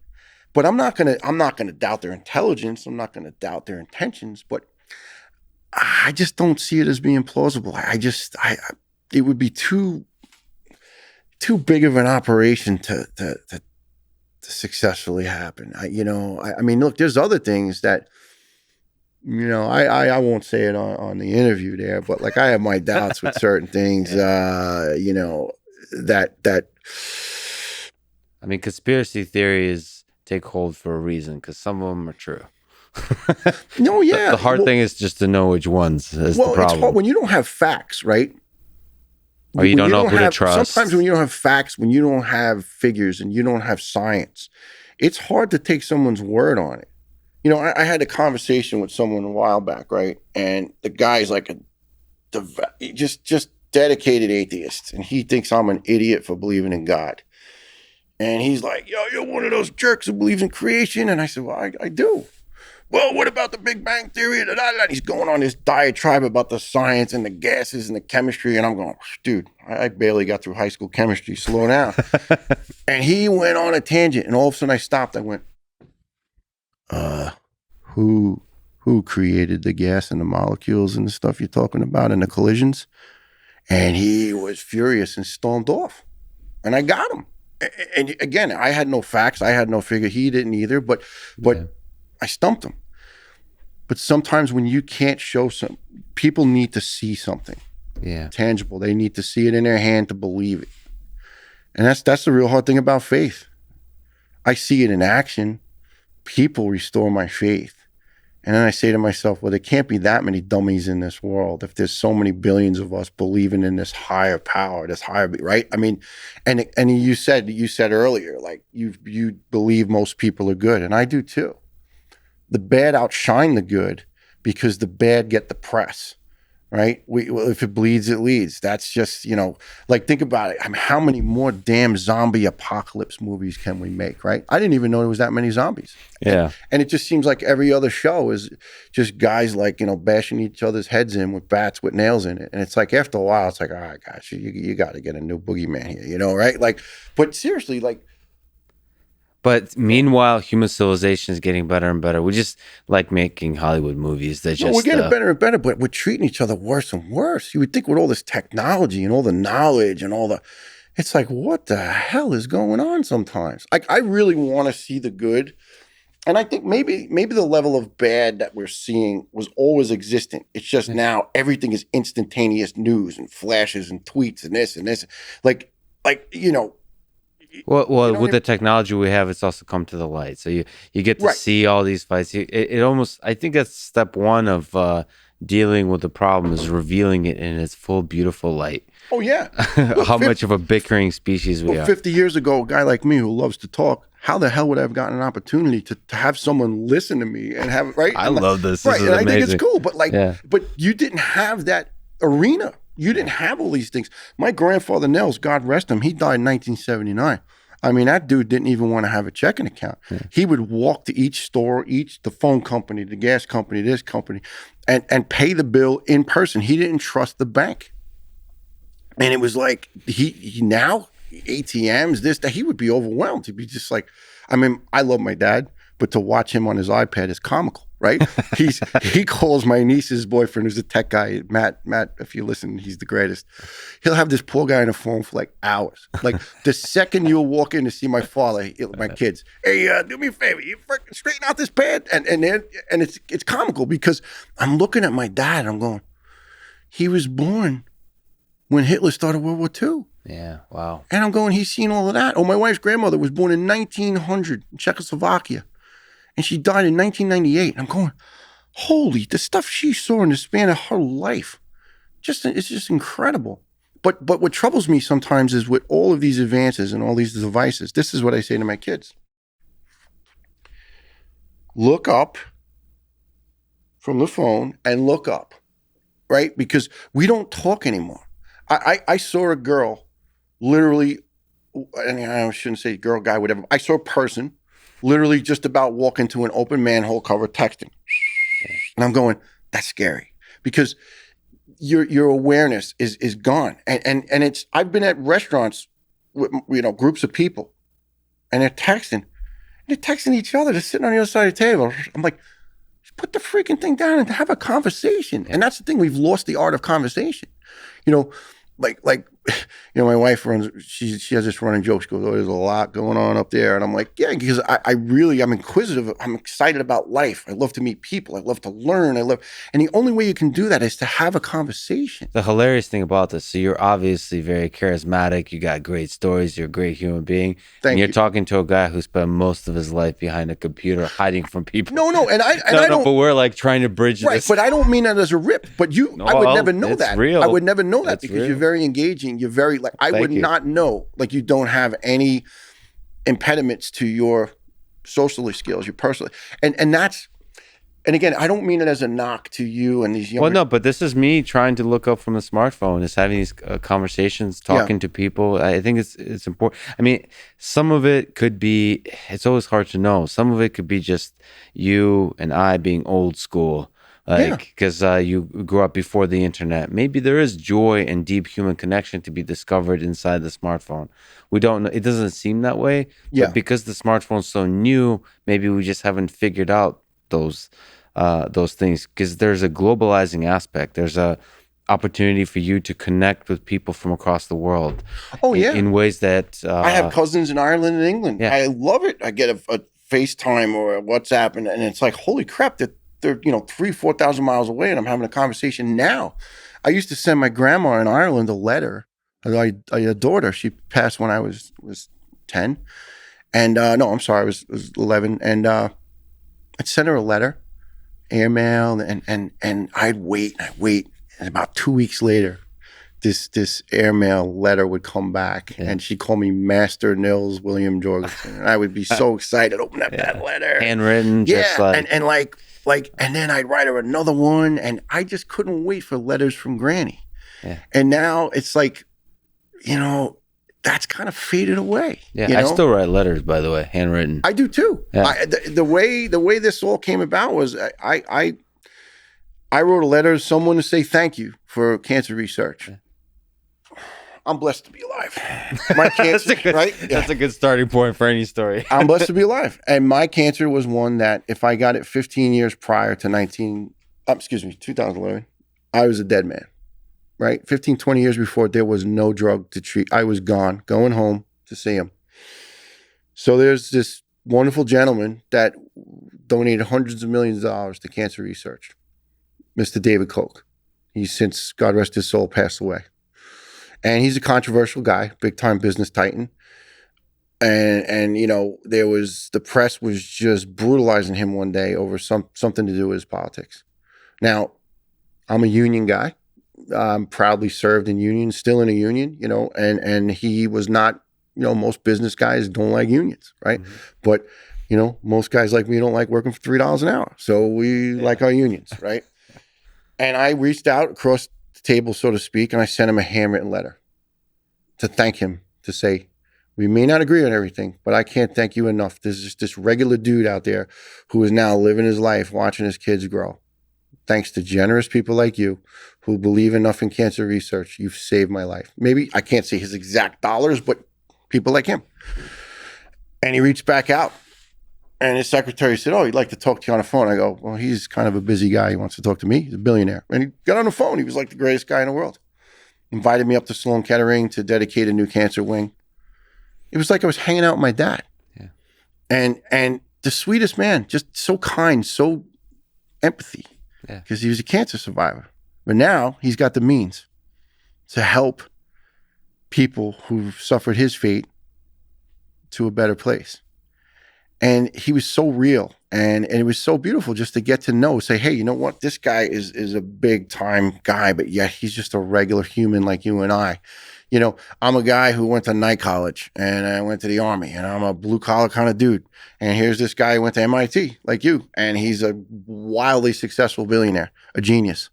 But yet he can sit down and mix it up with me and know that I was truly grateful. And that to me was just like one of the coolest little, relationships I've ever had. It wasn't like we were hanging out, having barbecues together, but like, it was just, I was so touched by his decency. Well, the basics of cancer reveals, it's like fundamental to the human experience is trauma, is tragedy. It's like money. Who gives a shit about money? Education, all of that is like weird new inventions. Life is short. You suffer with the various diseases, and that is a reminder that life is short and a reminder of the basic human connection. And that's Absolutely. Why you can bridge that gap. Oh, yeah. All sparked by a handwritten letter, which just makes for a hell of a story. And you know what, Lex? This is the commonality between us. A guy with 3 jobs to a billionaire. Yeah. We both had that sense of a sledgehammer to the chest. Boom, you have cancer. And you can't breathe for like 30 seconds. And then when your heart's just about to kick off and you take a breath and you go, I'm sorry, what'd you say, doc? You have cancer. And it don't matter what kind. One of my best buddies, Bobby's going through right now, prostate, and I got way too many of my buddies with cancer, right? My buddy Hugh, who became a vet since his first cancer, he was a fireman, he's now a veterinarian, right? He diagnosed me actually over the phone, by the way. When they couldn't figure out what was wrong with me. Well, Dr. Hugh, he nailed it to the T. And we talk. And the same thing, the dozen of my close friends that have cancer, the same thing we say is the fear. So Mr. Koch and I, we shared that same sledgehammer to the chest and that same fear. And it didn't matter how much money he had and how much I didn't. Yeah. And it's just like the morning of the Trade Center. There was big time brokers who went to their demise. Right, working in these firms, God rest them. And there was dishwashers up on the Windows on the World restaurant on the 107th floor, making $5 an hour. And they died together. It didn't matter. It didn't matter if you had an armored car loaded with bills, you were done that day. And that's, I think, where people need to humanize each other. Just because you drive around in a nice car and you got your own jet and you got this and you got that, don't mean nothing. When you're in that vulnerable spot, you could have more money, than the U.S. Reserves, Federal Reserve, or you could have a welfare check. You're going. I learned that in a cancer ward. I had people on my ward that died on me. I was going around as a little bit of an ambassador because I was putting on a fake, like, I got this. I was so scared. But when I got past that 7 days of torture and the days leading up to it, I'd go around to try to comfort the other cancer patients. I had this one older African-American gentleman. He couldn't talk because he had such advanced throat cancer. He was my roommate for a little while, but then he got worse, so they had to put him by himself. And you couldn't understand what he was saying because his throat was just so radiated from the radiation. But if you put your ear down to him, you could make out what he was saying. And I'm not faulting the nurses for maybe not wanting to do that, right? They're busy. They got a ton going on. They can't spend, So if he was in need, I'd put my ear down and I'd find out and I'd go get it for him. So when they moved me down the hall, they asked me to come down with my IV tower. He needed me. And I knew it was bad because his look was gone. And I said, "Sir, what do you need?" And he whispered, "Call my sister, I'm going." He had only one survivor in his whole life. And she was in North Carolina, and he wanted her to know she couldn't get up. She was elderly. And I got the nurse, and I got on the phone, and I called his sister, and I said, "Ma'am," I explained who I was. And I said, he can't really verbalize too well right now, but he wants to say he loves you.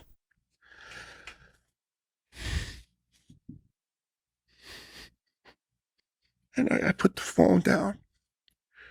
And he told her he loved her, and he said, I'm going home. And that was it. And I hung the phone up, and I just said, "Ma'am, I'm so sorry." I said, "They'll notify you." And I stayed with him for a while, holding his hand. And then, they wanted him to rest. And then I left. And then I got the tap an hour later, and they said, "We're sorry, he's gone."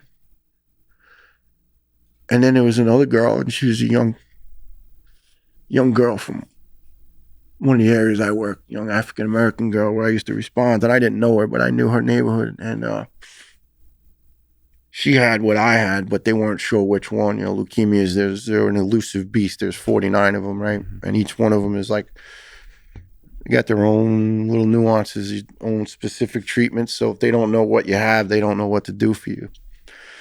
And she refused to let him drill into her hip to take the marrow because it's vicious. It hurts so much. It's like someone's boring into your hip with a wood drill, and it's no joke.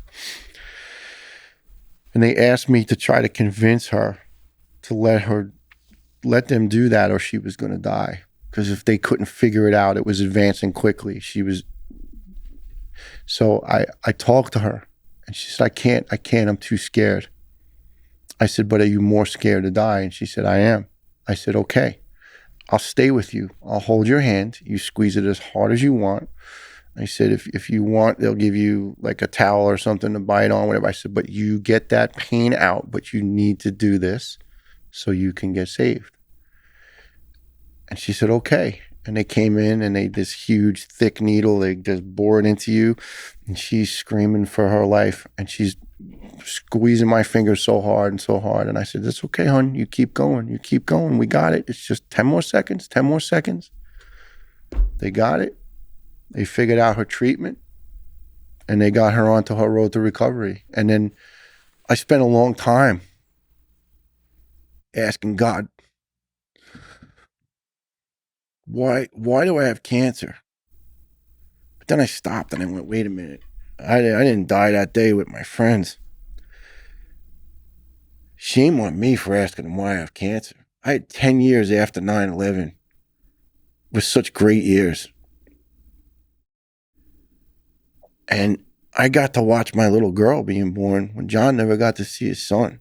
So it was all gravy after that. And I said, but now I know why I have my cancer, because I can empathize with people who have it. And I can try to be their voice when they can't talk, be their shield to try to take that pain, because I can understand, I can walk their walk. And now I thank God for my cancer because it's made me a better human being. It's made me, I'm not going to lie, it brought a lot of anger for a while, and my family suffered it. But I really tried to go past that and heal. And part of living out in the country, it's very, very healing for the mind and the soul. But I now thank God for the cancer because it humbled me. I didn't really need humbling. I wasn't a arrogant, puffed up type of person at all. But, you know, maybe I was running away at myself a little bit. I'm working on a TV show. I'm fireman. I'm 30 at the time. Well, I was 42. I got sick. You know, life was cruising, man. It was great. And then all of a sudden it was like a blowout on the highway in the middle of the night, and you're just veering off towards the guardrail. Yeah. You remembered, you're reminded that you're mortal. And that's ultimately a connection to all the rest of us. Oh, yeah. It's a good thing, though, when you know, because that's the problem. I think there's a lot of people running around and thinking they're immortal, right? You know, when you look at it, Lex, right, you look at the heartache in a lot of segments of people. And anytime, like, someone that's got fame and wealth and success and they die tragically, a lot of times it's from a substance abuse or just, you know, just some horrible death. And I used to say to myself, how the hell would someone with that much money and that much fame and this freaking mansion and, you know, I love cars. My son and I like just big car heads, you know, and I'm like, you know, this guy's got a collection of cars and he overdosed because he was sad. And I'm going, how the frig are you sad? But then I stop and I go, okay, because maybe he doesn't have any idea who loves him. He's got a lot of people clinging on to him because of his success. And he can't fill that void, you know, and then they fill the void with something destructive. And I'm not bashing people that have substance abuse problems or alcohol problems. I don't mean it that way. But what I mean is, it's just sad that their level of despair is so high. On the surface, they look like they just got everything going on. It's all great, They're right? still human, still got to deal with the same. Yeah, exactly. Because they want love, right? They want Still love. want love. They can't really find it. Like, well, first of all, that's true for all of us. I think we're deeply lonely and looking for love. And when we find it, that's what friendship is. That's what absolutely. And then that's true for whether you're super rich, or super poor. It's all the same journey. My dad said all the time, kid, you're going to end up working with hundreds of guys and, you know, you'll love a lot of them. But he says, when it's all said and done and you're old like me, and if you still got 2 or 3 of them that you talk to and you love, and I tell you what, I mean, I have, thank the Lord, more than 2 or 3 of them. And I have my 6. I call it my 6. It's 6 guys that are going to carry my coffin when I'm gone, right? Because I know this cancer is going to come back. I know it. Like, we get multiples, right? My friend, the vet, just got his 2nd. My friend Mike's had 5 of them. My other Mike has 2 of them. Yeah.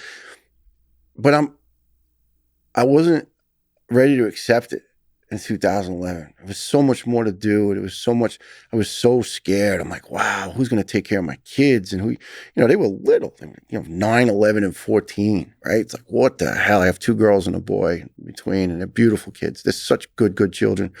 The adults now, I mean, but, you know, my wife's a drill sergeant. She's tough. She don't mess. You know, she's this big, but like. So you're the softie in the family.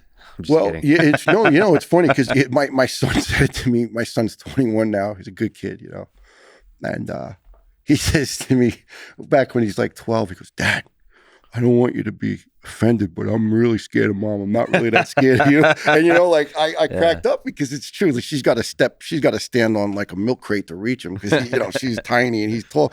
But it's true. But, you know, but she was hard but fair, but loved. This is the thing. You take any child anywhere from any background. If you love them, you nurture them, you teach them, and you guide them, you have a successful adult. And see, that's the problem in our society. It's not judgmental. I'm not judging anyone. But we need to try harder as parents as siblings, as friends, but especially when we're blessed with a child, it's like you got to put that child first. It's like being a military person or responder. It's not about you anymore. Now it's the team. So that little child is now the team, and your wife or your significant other, like it's not about you anymore. And see, that's the problem, is people have a hard time not making it about them. Like now it's really weird. My kids are 19, 21, and 24, and they hardly want to hang with me because they're busy in their life. We love each other. They're probably tired of hearing me go on and preach and whatever. But but they're adults. We did pretty much the crux of what we had to do to put them into adulthood. And I look back and I go, wow, I wish I didn't work so much. And but then I say no, but it was okay. My wife stayed home. Good lessons, good, just. But like, ultimately, like you said, it's love. It is. It's the common that love is the most important ingredient on this earth, and that's the problem. What's going on right now? Like, take politics out of it, right? Take polarizing each other against each other. Take all that crap out of it, and just airdrop a bunch of love, right? Like, yeah. I when I worked on Rescue Me, right? Yeah. I love those people so much. They were we had such a great crew, and they worked so hard. You're a celebrity. No, not at all. If I was, it didn't really work out so good. I went on to being a stagehand. No, I'm not pretty, but and they don't want old guys with waving bye hairdos.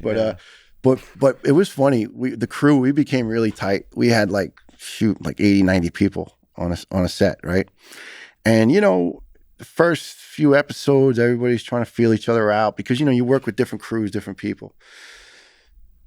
And this is going back, starting in 2004, so it was a different time. And I love to hug people because to me, a hug is a true expression of love and caring. You may not know a person a long time, but you say, I care about you with a hug. Can I just a tiny tangent? This is in the midst of COVID. When I was in Boston, and it was, masks, like triple masks, nobody. Yeah. And when I went to see Joe here when he's trying to convince me to move to Austin, Joe Rogan. Yeah. And then the first time I see him, he's like, you motherfucking big ass hug. Yeah. And it felt so good. But people probably looked horrified. They're hugging. Well, no, it was they're hugging. Well, it was just him. Oh, okay. No, I'm saying, but if you do it in public now, it's like you committed a crime. But that expression, because you forget how powerful that is. I got some of my buddies. I give them a huge hug and a big sloppy kiss on their cheek, and because I love them. These are my brothers, But on this set, I swear to God, it got to the point, and I'm not trying to whatever, but there was people that would come up to me for the daily hug. Yeah, and I said, "What are you doing?" And they said, "Come on, bring it in." And I give them the hug. And they said, "You don't understand. It just makes me feel so good. It makes me feel like you give a crap about me." I really do. Awesome. I said, but it touched my heart that people were seeking me out to get that hug to start the day. Yeah. and I remember there was a guy in Manhattan. He was selling hugs for like 50 cents. And I think he got arrested, right? It was just before COVID. But like, I wouldn't sell them but now you're giving them away for free. Now I got leukemia. I'd be kind of concerned to get into COVID. I mean, but like, I really think we need that. We need hugging booths like in each city or each town. Like, because there's so many people that just want to know someone gives a shit about them. And that's the problem. It's like, that's what I love about small little towns like where I am now in Tennessee. And I'm not knocking New York. I'm not knocking big towns. But I guess it's easier to do in a smaller area because it's just not this massive humanity. But they'll stop and check on you. Like you're out in the road and, like I'm cutting and cleaning or whatever. Occasionally I'll roll a lawnmower or a tractor into a ditch because I'm, not a farmer too good. But it's easier to drive a fire truck in New York. But they literally, I was worried. I haven't seen you. And I'm like, no, I'm okay. But they literally like check on you. They're worried about you. And I'm going, these people hardly know me. But yet they're so caring. And that's the problem. Like, this is what I love about my life. I spent a lot of time, especially as a young boy, and a lot of time in Ireland at my grandma's farm. And my mom comes from this tiny, tiny little village. She's out in the middle of nowhere. And the childhood home she grew up in, still my aunt and uncle live in it still. I just love it there so much because everyone waves. Tennessee's similar. They wave. Driving by and you're like, who the hell's that? Just wave, But my cousin will point it out. That's your third cousin, second removed by, Johnny. Like, holy shoot, I'm related to everyone here. Yeah. Right? Yeah. But like everyone stops to say hello and how are you? And I have a problem doing that because my wife goes, people think you're crazy. Why are you talking to everybody? I said, like, I'll literally stop someone and say, how's your day going? Like, Yeah. I mean, I'll randomly on the sidewalk, then it looks a little nuts. But like if I'm buying a cup of coffee. Oh, that happens here in Austin all the time. Yeah. That's why I love it here. On the sidewalk randomly. Yeah, no, it's just so nice. They'll say hi to me. I thought they recognized me or something. Right. I don't give a shit who you are. They're just being nice. I was on the road coming back, driving from my family up north down to Tennessee last week. I stopped in a bathroom and it was closed. The girl was cleaning it, whatever. She's working so hard, whatever. She goes, sir, if you go down the hall, there's a family restroom. Feel free to use it. She didn't have to do that. And I went down and I'm old. You need a bathroom, right? Yeah. And I walked back out and I said, ma'am, I want to thank you for being here today. I said, bathroom was immaculate. It was like my army bathroom in the barracks. It was spotless, right? And I gave her $10. I said, I'd really like you to buy lunch with me today. I said, you really didn't have to do me that favor. And she goes, no, sir. I said, no. I said, I want. And it was like I gave her $1 million. Mm-hmm. And I say to my wife now, I've been praying to be a billionaire. She goes, that's a sin. I said, no, you don't understand, right? And she goes, oh, you Mr. guy. I said, no. I said, you're getting it wrong. I said, I'm praying to be like a multi-gazillionaire because I want to give it all away. We used to have a sign in Ladder 114 until some other rival truck company stole it, right? Because that's what we do. You get sent to cover your district when you're at a fire and now your stuff's missing. Yep. And the old timers had a sign that says, I am content. Because if you got to Ladder 114, that was considered such a great place, such a great assignment, such great guys. You had to be vetted to get there. You couldn't just randomly go. And it was a little exclusionary, but they wanted good guys. And I said to myself, that's where I am in life right now. I am content. But I'm restless because I want to really do a lot more good. It's like this podcast. I want to make sure that it's not forgotten. And I want to make sure that these charities that are really, really helping people get recognized. But I'd like to take it a step further, right? A friend of mine runs this foundation for young folks suffering mental illness and in crisis. It's for someone that we love dearly. And he's on a mission now to get therapy dogs for really, really mentally wounded warriors, right? These a lot of these young soldiers are having a really hard time. And now they could be out a while. They may have come back in country 2-3 years ago. Now it's just starting to set in. And there's a waiting list for thousands of therapy dogs. And he said that they can't get enough of them quick enough. But he said, when you see the response, the way these veterans just light up when they get these dogs, it just changes their life radically, immediately. And I said, that's it. God, I don't know how I'm going to do it, but I want to be a gazillionaire. And I don't want any picture, photo ops, this, that. I just want to go, there's a dog, there's a dog, there's a dog, there's a dog. And then I want to build veterans land for these vets who just need a nice, clean place to live. So why don't we take these old Army bases and Marine bases and Navy bases that have been shut down? They're just sitting there rotting away. I was in the Army in Alabama. My old Fort McClellan is 3/4 vacant. It's sitting there. They just did a documentary on it. It just looks like zombie land going back to zombies. So why don't we take that and renovate it and say to vets who are struggling, hey guys, you're going to live here. And they take the old Army, the places where they had all the supplies, or, there's massive buildings where you could just retrofit it and make light manufacturing within 2 weeks. Give these guys jobs. There they live, there they work. They'll take care of it. Military guys, they teach you how to take care of stuff, right? How the hell in this country should any vet come back home and be homeless? Because now after dedicating their lives for 6, 7, 10, 12 years, 5, 6 deployments, making $7.50 an hour, and then they spend 7 years, or they get a whopping $16 an hour, right? They walk out making $35,000, and now no one gives them a job. No one gives them a chance. So very quickly they end up homeless by no fault of their own. And I don't know how that's even possible. The people in this country who've given the very most, and they're struggling, they're hurting. That's not fair. And my whole thing is, if I can have this dream of succeeding, so to speak, I want to try. I want to try to change it, and just so that's why I'm praying to be a Help 'em. billionaire. My Irish Gazillionaire. mother, I love gazillionaire. Well, my Irish mother probably wouldn't agree either because you're not supposed to, right?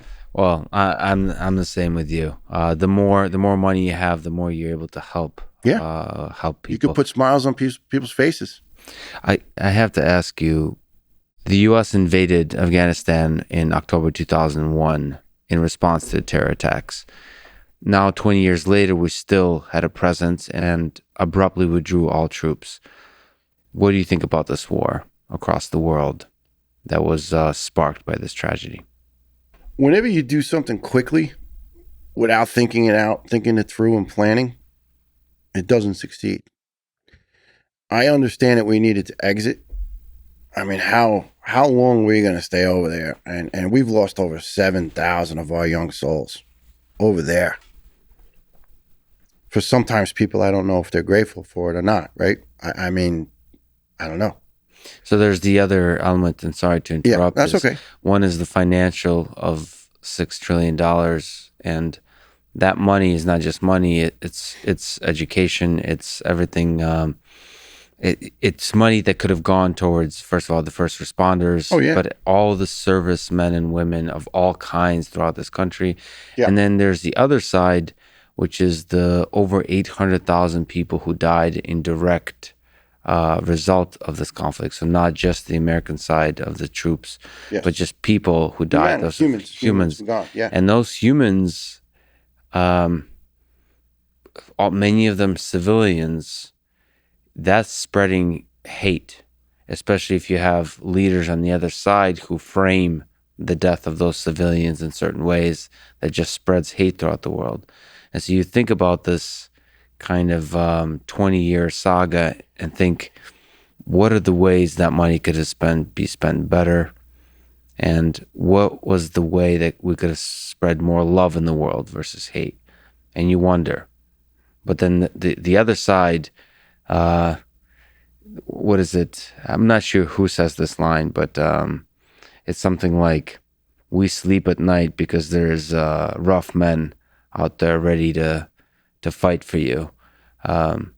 There is some sense in which we have to make sure that there's strength coupled with the love, right? Otherwise, evil men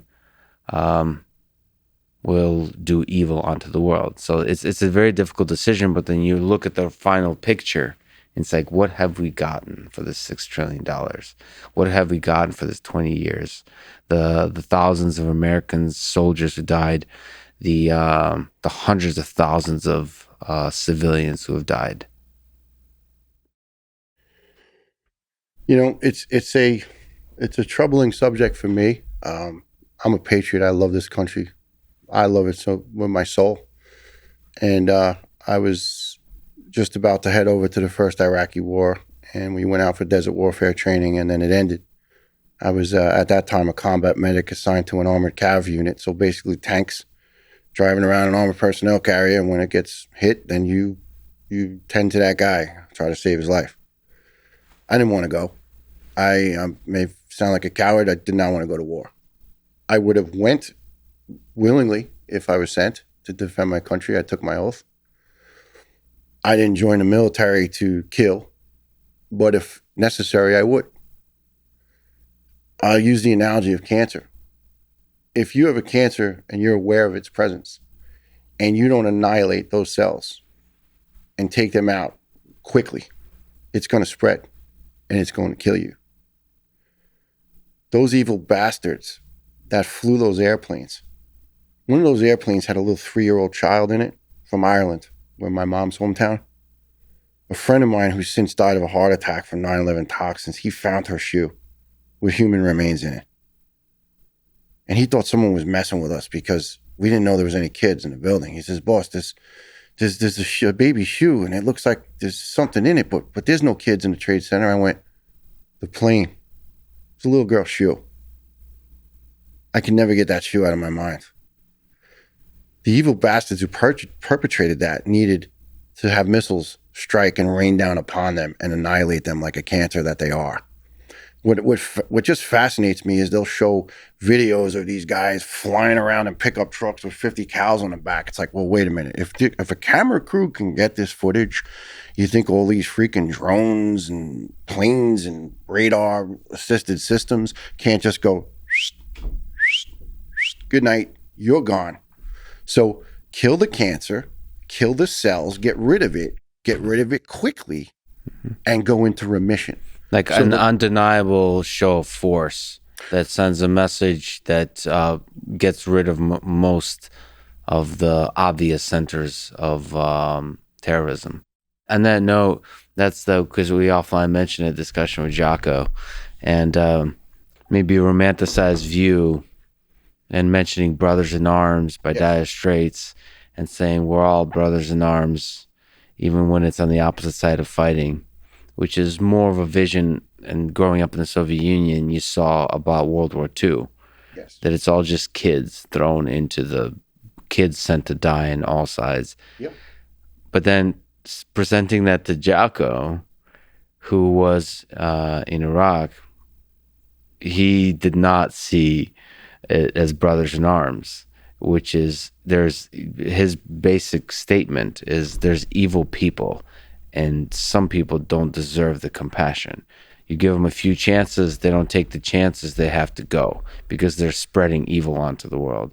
And so all of us deserve a chance. Oh, no, but, absolutely. But the difference, though, and believe me, Jocko, I am from a way, way minor league compared to him, right? I mean, this man was right there in the firing line. But I can understand his analogy because when you think about it, right, those young conscripts back in Germany and Russia and, all the countries where they were being drafted, even our guys were being drafted and thrown into this. They were gallantly and bravely defending their country. Now, I'm sure the young Germans felt, well, hey, Hitler must be right? And the young Russians felt, hey, Stalin must be right. And, the young Americans figured, hey, President Roosevelt must be right. So they were romantically, in a sense, defending the honor of their country, of their motherland. The difference between those, so they did have that commonality. If you and I were firing across each other from France to Germany or, from Germany to Russia or whatever, we're just these two kids who got thrown into this. We didn't freaking ask for this, right? But the difference with Jocko's enemy is no one was attacking their country over there, right? No one was taking their country over. Maybe in their mind they didn't want people trying to build their government, this and that. I don't know. I don't know enough about the history there to really elaborate. But we didn't attack them. And if a soldier attacks a soldier, that's an understood concept amongst warriors.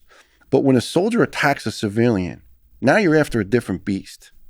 And you've written that beast off, if that makes any sense. Yeah, and then the enemy, I mean, as Jocko explains, the enemy in Iraq and just certain parts of the Middle East is essentially terrorists who don't value the lives of the civilians of their own country. They don't. And so it becomes like this weird guerrilla warfare / game of violence that ultimately allows them to gain more power within their country, but they don't care if they're playing with civilian lives as pawns. No. If you have a child who dies that's a civilian in their country, that could be seen as a positive for them because they can use that to leverage for more and more power within that country. Well, absolutely. And so when you're fighting an enemy like that, that's an evil enemy. Absolutely. It's like snakes are beautiful, but if you go pet a rattler, you're getting bit and you're getting dead, right? Yeah. And that's with terrorists. You got to cut the head of the snake off. And I feel, no, don't commit our guys to me there anymore. But what we need to do is go with tech warfare. If we have intel from drones or planes or whatever it is that so-and-so and so-and-so and so-and-so are driving down in that pickup or whatever, take it out and do it again tomorrow and tomorrow and tomorrow. And maybe they'll get the message after a while, oh shit, these guys aren't messing around.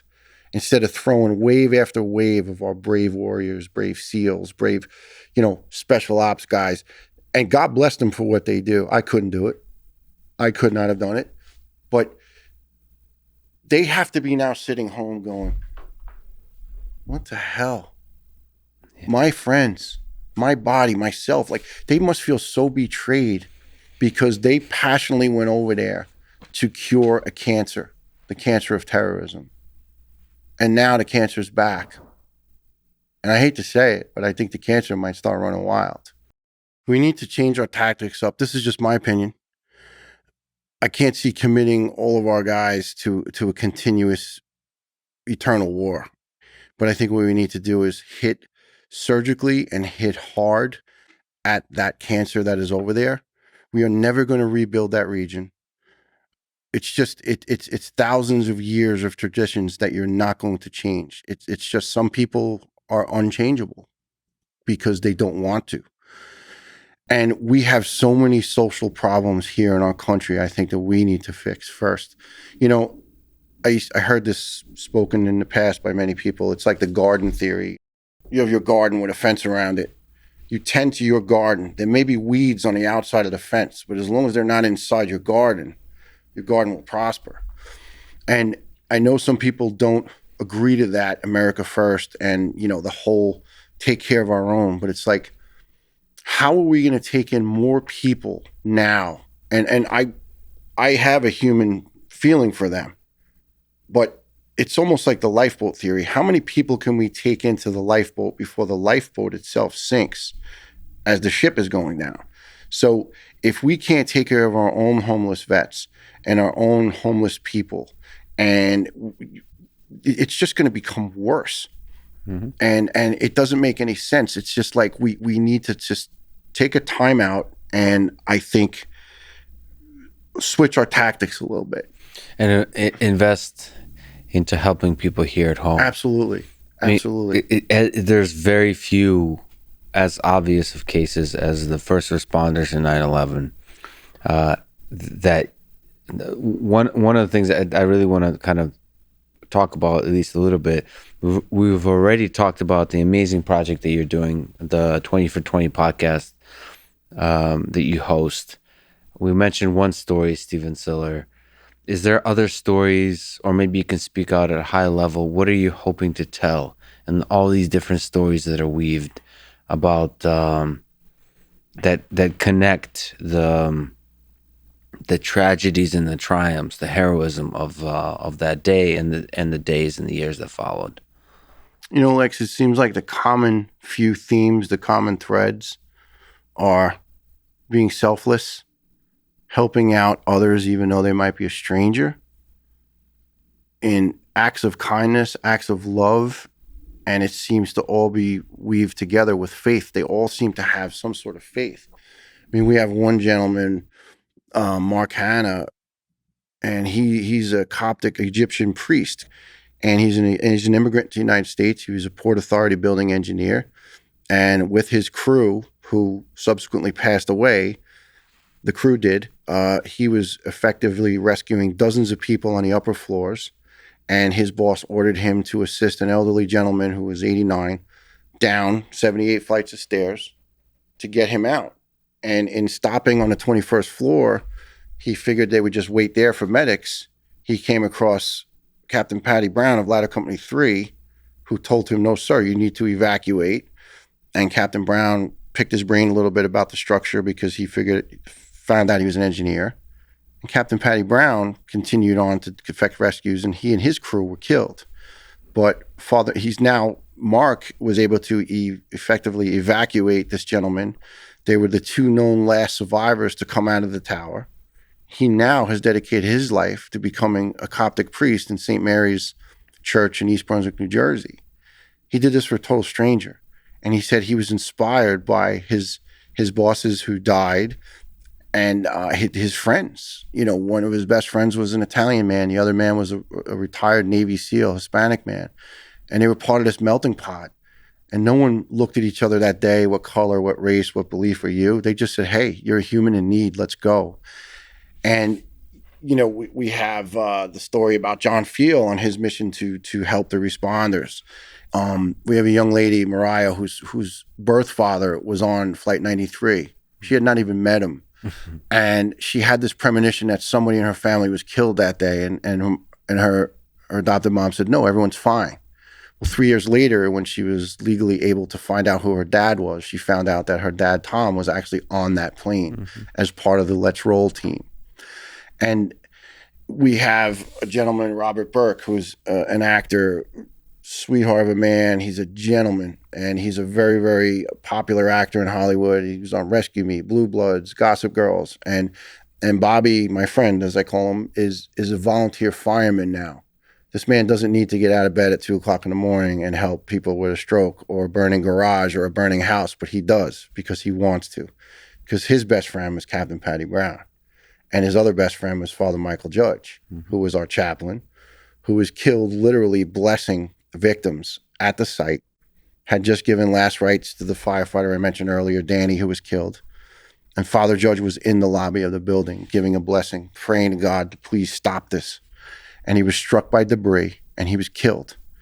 And Bobby goes on to elaborate about Father Judge's story. Father Judge used to walk the streets of New York City helping AIDS patients just with whatever they needed. And he was a Franciscan friar. They wear sandals and a robe. They just live very humble lives and it's just the common denominator is loving each other and helping each other, regardless if you know the person or not. And really, when you think about it, that's how America was made. We fought for independence. Stranger fought next to stranger, and fought tyranny, and because they wanted freedom, they wanted to be able to live, love, pray, and prosper. And they fought and died alongside of strangers, and it's sort of symbolic of what happened that day.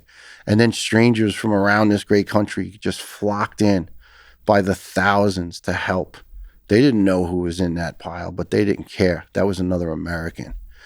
And what I ultimately am trying to do, involved in this beautiful project, is spread the message of doing the right thing. Look at these examples, these brave people who didn't have to, especially the civilians. They weren't paid to run back in there and help person after person, and they had no obligation. They could have just said, hey, man, I'm out of here, and just bolted. But they didn't. So we're just trying to say to people, let's bring back that unity and that feeling of 9/12. As strange as 9/12 of a day it was so sad because it was the first dawn of the sun where we realized this wasn't a dream. This was real, and it's not going away. But the beauty of it was there was thousands of people lined up along the West Side Highway with signs and American flags. And they were from every country and every race and every creed. And it didn't matter who they were, but they all shared one bond, love. And they were hugging and crying and thanking rescuers. And it brought the morale so high for a group of people that was so beaten down the day before. It just started lifting the morale and making us realize, you know what? People really do give a crap. They really do love each other. And now I'm going to be honest with you, I've been doubting that a little bit lately. I still have these examples of it, that lady who helped me last night with the phone, and just, I know there's these shining little examples, but sometimes I think, I don't know, are we running out of them? Well, I got to give you some advice. So there's 2 words that were repeated often in the days and the years after 9/11, which is never forget. Yep. So might I remind you to never forget about 9/12. I mean, those words you talked about that, there's people, what is it, college freshmen, maybe. They weren't even born. They weren't even born. And there's people in the 20s that were too young to remember, to understand the events of that day. But I think what that day, as you're describing, means, it's not about a terrorist attack. It's about the unity that followed. It was tremendous, Lex. I never felt so proud. I was always proud of this country. I remember my grandpa Niels used to walk by, I'd see a flag or hear the Star Spangled Banner, and he'd tear up. And I'd say, Gramp, why are you crying? He said, I'm not crying. It's the tears of joy. I love this country so much. And I just remember like feeling that way. I felt that way 9/10. I felt that way on 9/11. But then on 9/12, I was just so proud of just the people, the way they stepped up. And I just want to try to see if that can happen again. And I hope it's not necessary for us to have another tragedy to bring that about. Let's do that without the tragedy. Let's just stop and say, hey, you know what? Let me listen to what this guy has to say. And maybe he probably won't convince me, but maybe I'll go, well, you know, I never thought of it that way. Stop the finger pointing, the bickering, the tantrums, the fighting. It's just not necessary. It gets you nowhere, right? It's like, you know, I was 2 years old and I'd stomp around because I wanted a cookie or a piece of candy. I still didn't get it, right? You know, turned blue in the face and whatever, got a swat in the rear end, but it didn't get the candy. And that's what we got going on right now. Everybody's just stomping around, being a baby. Stop. Just stop. We're really lucky. Look, the country's not perfect, right? You know, but it's damn good. Yeah. It gives us all these opportunities. You know, like I said, no one's rushing out the gates to get out of here. They're freaking. I got a cousin of mine. I love him dearly. My cousin Tony in Ireland. And he said he's just a little older than me. He's in his 50s. He said, man, I should have done it. I should have went to America. My dad said, go to America. I went to England. And he went back to Ireland. And, you know, but he's happy in Ireland. It's his home. But he said, wow, what a place of opportunity. And I said, it's never too late. He goes, yeah, but you know what? You get tied down. And I understand that. I thank God my mom came here at 16. I thank God my grandpa got on that ship in his 20s, 27, I think, you know, with not a nickel to rub together. I thank God they did it because I don't know where else I would have ended up. There's no place else I want to be. And I thank God that there's people like you who rushed towards ground zero to help other human beings. And I believe that human spirit is ultimately represents the best of this country and the best of this world. Niels, thank you for the stories you're telling, for your perseverance in that. And thank you for welcoming me to the crew. You're very welcome. I'm proud. And we'll take you any day. You look like you could do the job just fine. I love lifting heavy things and doing dangerous things. So I'm proud to be part of this country and part the tally ho now. Well, you are definitely an attribute to America, and we're glad you chose to come here. You know, Lex, it's such a beautiful place. It's a beautiful melting pot. You know, if we were all the same, it would be kind of a boring place, right? Kind of boring. It really would. But it's just such a great place. And I just want to say thanks. It's an honor. It's an honor to have someone to let me sound off. And it'll be even bigger honor if somebody will listen to me and just say, hey, you know, let me just try to do something good today. And, you know, that's the Tunnel to Towers mantra is let us do good. And I just, you know,